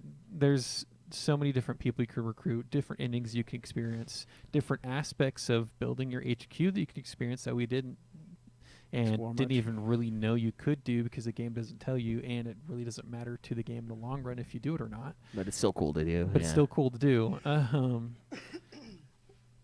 I mean, there's stuff you can experiment with, like sound sets. I'm pretty sure you can change the music of your HQ or the area if you recruit the dude who can play sounds, and you can have him decode sound sets. I don't know if that's what he does, but that's a thing of the game. You find sound sets, you give it to a dude, and he does stuff with them. And I think it's to change the music. Yeah, same thing with food recipes you'll find Yeah. periodically, and then But you'll it was find see the thing with books. food recipes, you can find the recipes, but if you don't have the ingredients, you can't Yeah, make it. that's true. So that's twofold. You need to go there, and then actually, messing with food would be cool. Growing stuff would be cool. Recruiting everyone would be cool, and Yeah. I mean, if you really like it in the gameplay, I think if you had the time, it Gameplay-wise- would definitely be worth it to do Gameplay it. wise, and if I didn't have a million other games I wanted / needed to play, I would probably give replayability on this an 8. 8. What if you just put like an hour in every day? Like you just hang out for a little bit. I put, like would 30 seconds lose in? interest. Yeah, Okay. it's not enough. There's some stuff that takes a little while. I'm giving it a 10, man. I think it's awesome. This is a game that was hard to get into. It but was. once you were playing it for an hour, then it was easier to keep at it. Yeah, it was hard for me too because I was like, I don't know, it's fun, it's not bad. It was just kind of potboiler RPG in the beginning, and the combat was fun, but it wasn't super interesting. And then I got to the field battles, and I was like, oh, that's kind of a cool little thing. And then the one-on-one battles, where even though it's just rock paper scissors, it's like, oh, this is kind of an interesting approach. This is kind of different. And then I started to really love the game over time. But I'm giving it a 10 because I think there's so much to do in this game. You've got the fishing minigame to give you ingredients to cook. You've got the ability to farm, which is awesome. I think that's in there. I still don't even know. I just know there's like rows of, tilled land on your roof, and you find seeds. So I assume you can do that, which is fucking awesome. You can like plant shit and use it to make food to then use in battle to heal your characters. It's like, how fucking cool is that? There aren't very many games that do what this game does, and I think it's awesome for it. Yeah. So it's definitely a game worth replaying if you want to and you have the time to. Yeah. Because there's worth to get out of replaying it for sure. And I had a lot of fun, and I agree with Cameron though. It was something that I had to force myself to play, and then I don't by know the if it's end, just because there's so much other stuff we want to do / have to do, or if we had all the leisure time we want, if we would enjoy just getting this game more. yeah. I don't know if it's just because of But at the same our time, situation versus. would the you game have played itself. this game anyway? Is the thing. Probably not, right? Personally, probably not. Yeah. But again, I think that has a lot more to do with I didn't grow up with games like this. I didn't Yeah. play games like Final Fantasy and Suikoden growing up because I wasn't allowed to play games when games like this were popular. Yeah, so that's kind of like the weird situation we're in with the show, where sometimes we're playing games that we really like, and we would have played more if we So didn't the have the first time games constraint. I really started playing were first-person shooters, and I think that might be why I just like playing those. But then Yeah. again, I feel like first-person shooters I play more just because I like playing team games. with Right. friends. Well, those as well, like first-person shooters specifically, is we can all be on at the same time That's and exactly play why. together. And it's Yeah. Games camaraderie. that you play with friends, I feel like you get more enjoyment out of than games you play on your own. What I mean, you Depending play- on the game. You say playing your own though, but like on our chat that we get in with, like our group, some of us are still playing. You games say that, we're but playing by yourselves. When I'm playing Yeah. a game that, like a game like that, I tend to focus only on the game and I stop listening to you guys. And Yeah. so it's like I'm What a there. dick. I'm there, but I'm not really listening or participating in the Yeah, party I at don't that like point. joining. I don't like joining parties when I'm Yeah, playing. because I'm trying to something focus solo. on a game. I just don't. Yeah. Especially if I'm streaming, like I won't That's do why it you anymore. guys only have 10 games beat this year. That's probably That's why. right. Yeah. Yeah. But I think this game's awesome. I think there's so much to do. Yeah. So many cool things It's in a there. good game. And I'm super glad we played it. I'm glad I got this experience. So, final thoughts. It's a good game. I feel like we would know more about what was going on story-wise and be more invested in it if we had played the first one, because it feels like there's certain things, continuing storylines from the first game that aren't 100% important, but kind of help explain what's going on, especially why Highland and the city-states are fighting. Yeah. And, of course, you can import characters over from the first game to this game, which make things a little bit easier and better. Right. I think this game's fun enough that I want to explore the rest of the series. Honestly, I think it'd be fun. I would give them a It's solid like look, 5 games. and then only play it if it's ever nominated. Yeah. I think we should. I think maybe we should look into getting those nominated. No, I said no. Not Not right now. now, no, Yeah. but eventually. I'd like to explore the series more. I think this is worth picking up, and it's only $10 on the store, or $5 even on PlayStation it's Store. like $5.99, I think. Yeah, so you can Wasn't play bad. it. You'll get some slowdown in that version. Is but it Yeah. on the PS4 store or only PS3? PS3? PS3. Oh, dumb. PS4 is like stupid. They don't have PS1 games. Yeah, I that don't know why. store Sucks. I don't know why. But Because you've convinced me to maybe try it. Yeah, I'll just buy that $500 copy and then give it to me when Fuck you're done. no. I'll Buy pay the for half of it. How about that? Used copy. I'll pay- $250 for a We'll game. just buy the Well, look, fucking used copy. Both of us are gonna play it, so $250 for you, $250 for Fuck me. you, I'm and not we- keeping it. I'm not keeping Like, it. if you buy that fucking mint copy unopened and you open it and play it, I'll fucking slap you. It's only gonna get more See, here's the hard part, though. expensive. as How time about goes you on. buy the $250 and I just borrow it? Yeah. Maybe. All right, so quick recap on the scores for Suikoden 2. Story, 8 from Cameron, 9 from me. Gameplay, 9s across the board. Sound and music, 8s across the board. Graphics and design, 10s across the board. Replayability, Cameron gave it an 8. I gave it a 10. For a total of 43 out of 50 from Cameron and 46 out of 50 from myself. A grand total of 89 out of 100. And Metacritic has it at... Okay, wait. Remember how Brandon kept saying this is one of the best RPGs in the world, and like how can someone dislike one of the fucking best RPGs in the world? And it's like everyone fucking loves this game. There's nothing wrong with it. Now read the fucking Metacritic score. 82 out of 100 on Metacritic. So fuck you guys for saying this is the best game when the game after this, Final Fantasy VII, has a much better Metacritic score. So here's what the reception... So, this is the most fucking popular game in the before world, this? and we gave it a fucking better score than fucking Metacritic did. So fuck you, Branny. Fuck you.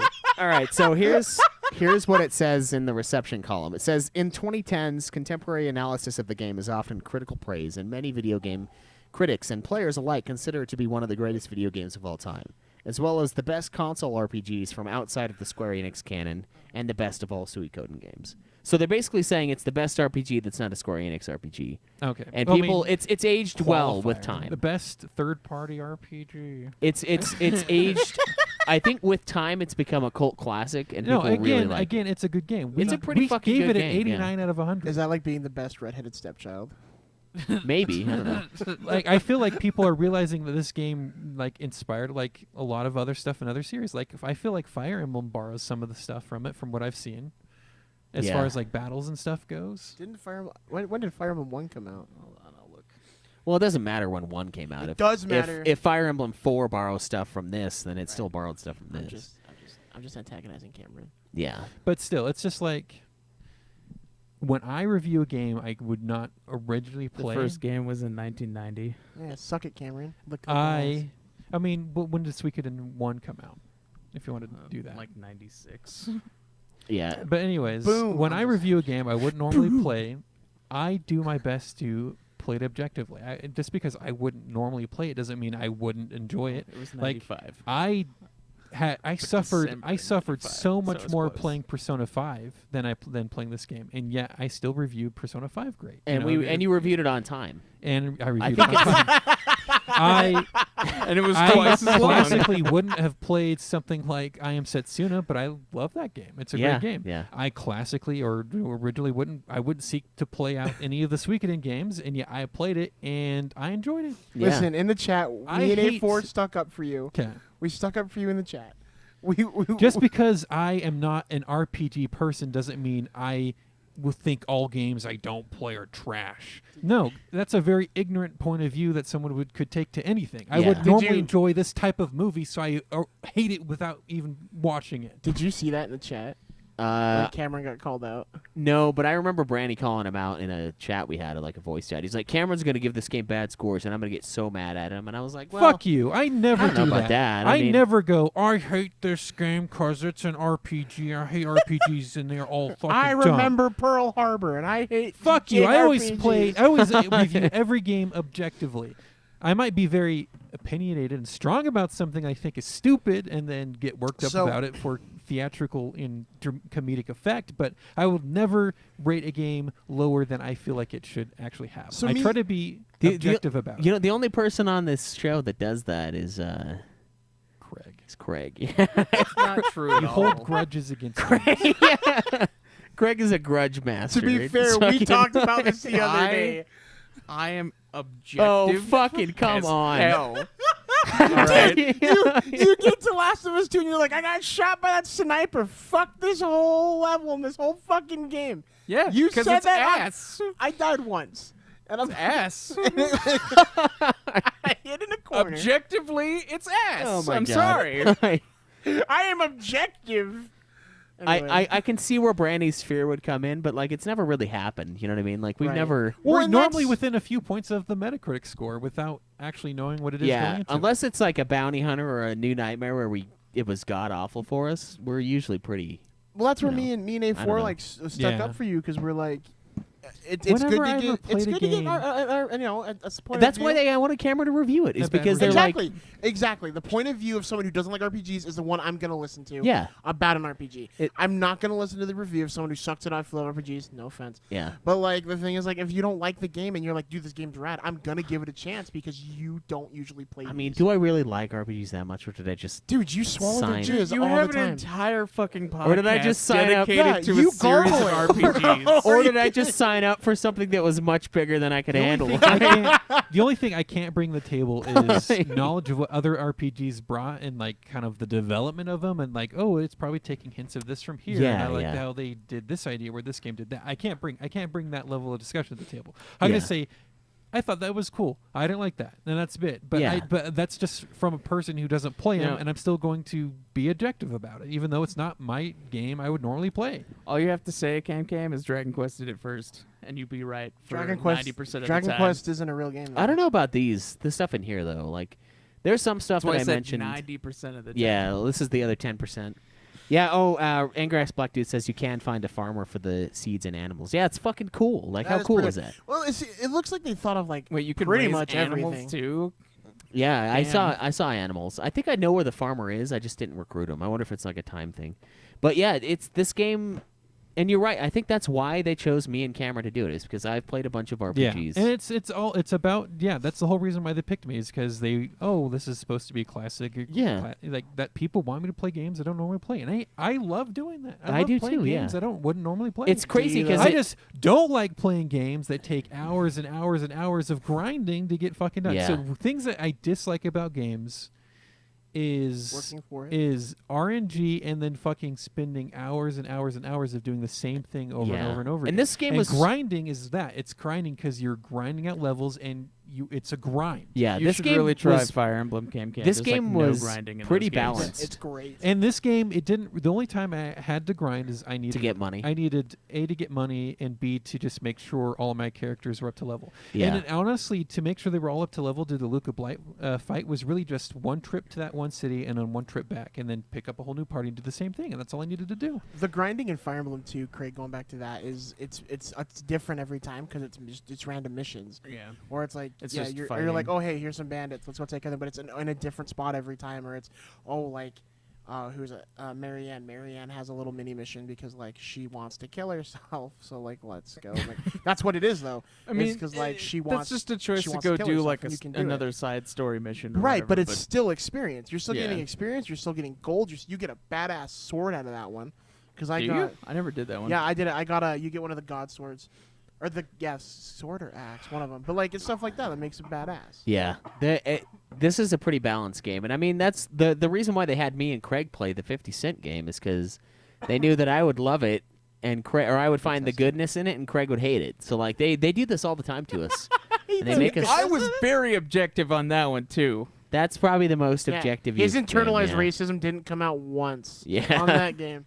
Yeah, I'm just kidding. I didn't. I'm never on that one. I'm just, I don't know, man. But, I, like- I love the G Unit revolver. What could I say? Yeah. I love that fucking gun. but that's what they do, and I mean I think it's valuable to get someone who doesn't normally play it because if that person says it's great, then it's probably pretty good for someone who likes it. Yeah, no, if you like that Who's type into of that game, genre. then you would really like Suikoden 2. Yeah, I enjoyed it, and I enjoy.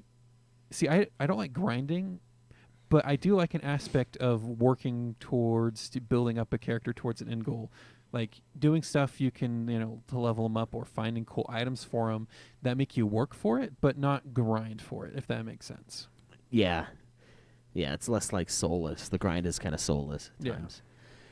Yeah, I agree. I like team battles. I like doing that. I like that type of combat. I enjoyed it.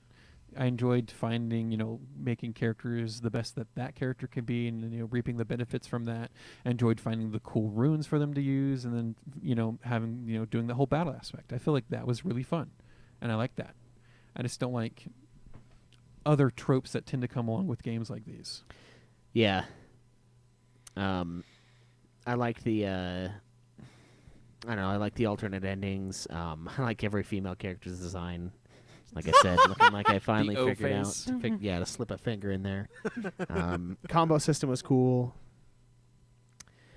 Sister's the combo Sacrifice. system kind of like seemed like that thing that you had. Another in- part of it is like every female character had a crush on the hero character, Yeah. Well, it's an anime. Yeah. and he's like a boy. Oh man, He's a boy. They had a harem thing going on. They did, yeah, kind of. When you guys talked to that, is interesting. You mentioned the what is it? The combo system. It sounds rad.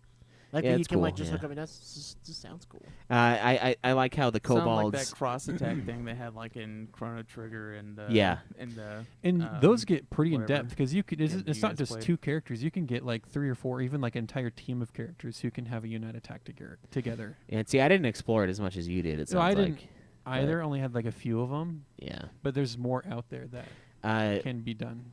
Another thing that I really liked before we finish up, the kobolds. I wrote that they're so dumb that they ram their heads into the training dummies during the montage at the end of the game. They do. No that. wonder they're so trash in fights.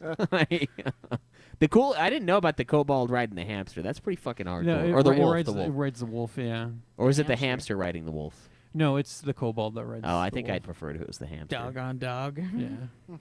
I feel like there's another character who can do the same thing, but I'll have to look it up. Yeah.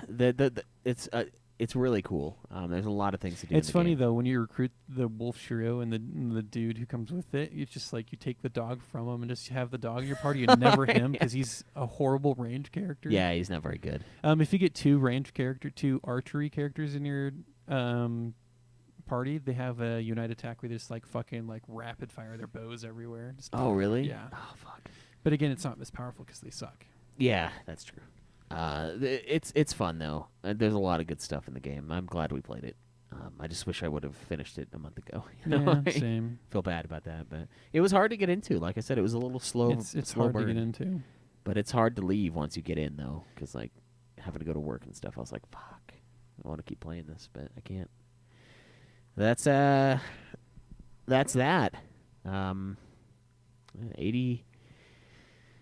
89 out of 100 compared to Metacritic's 82. So yeah, fucking take that, Branny. That's one of the better scores for this year. Yeah, this year's been kind of, but hey, Cameron hates RPGs.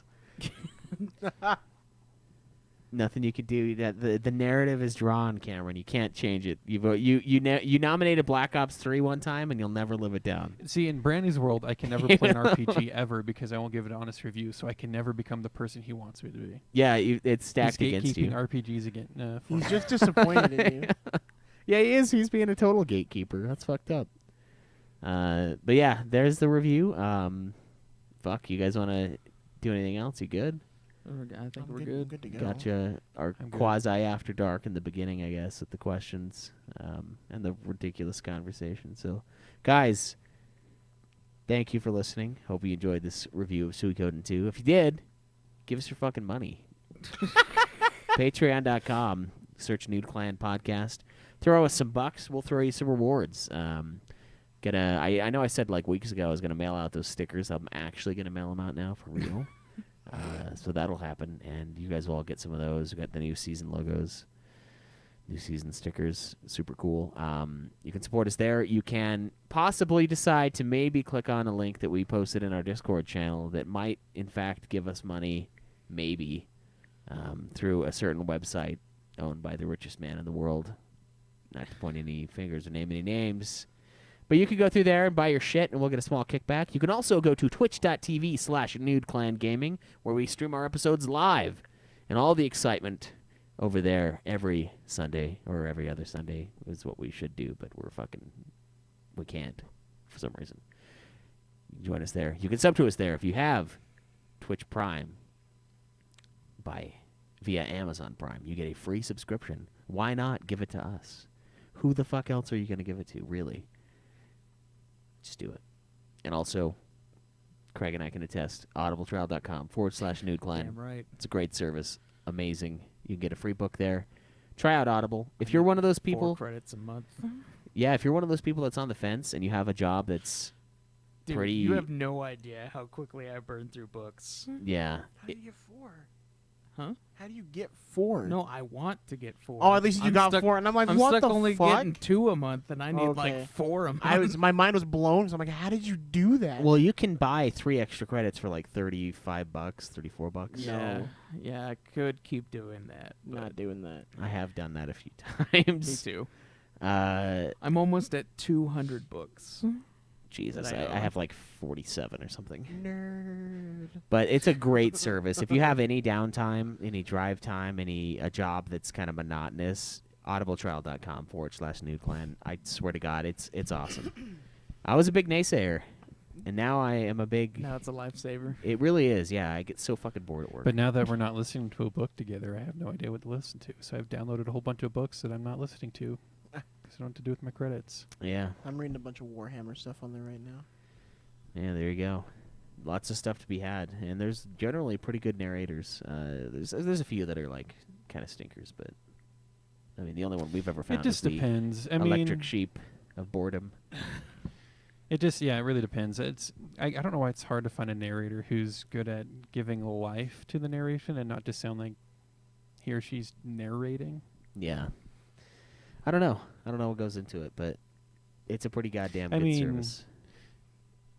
You should Even get just it. doing the show, it's like if you're just reading a book, it gets kind of monotonous at some point. Like you're just reading text, and it's kind of hard to keep using inflections. You have to break it up. Like, have you ever just like read a long ass passage out of the book?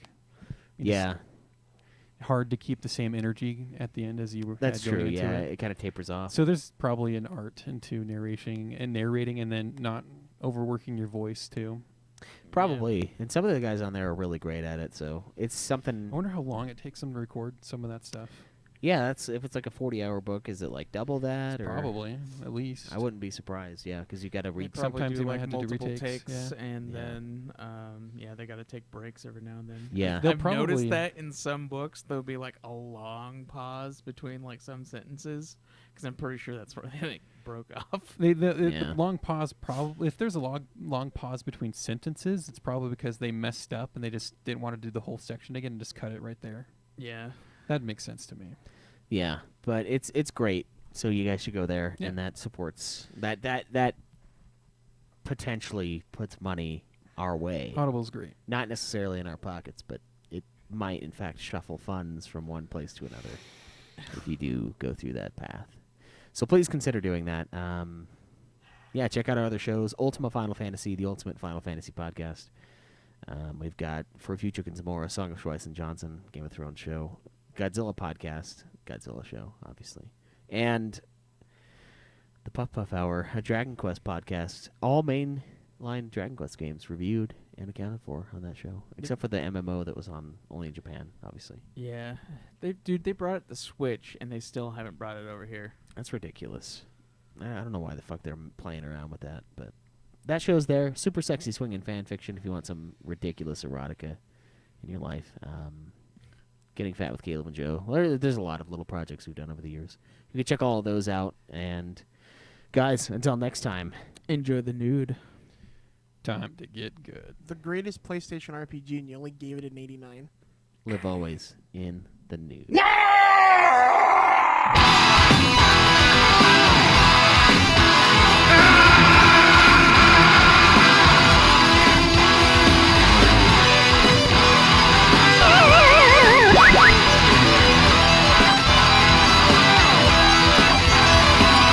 Game over, man. Game over. What are we gonna do now?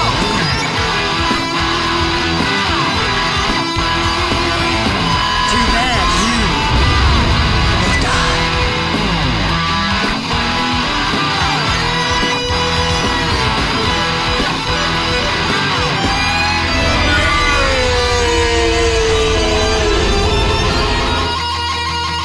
Winning is not to blame.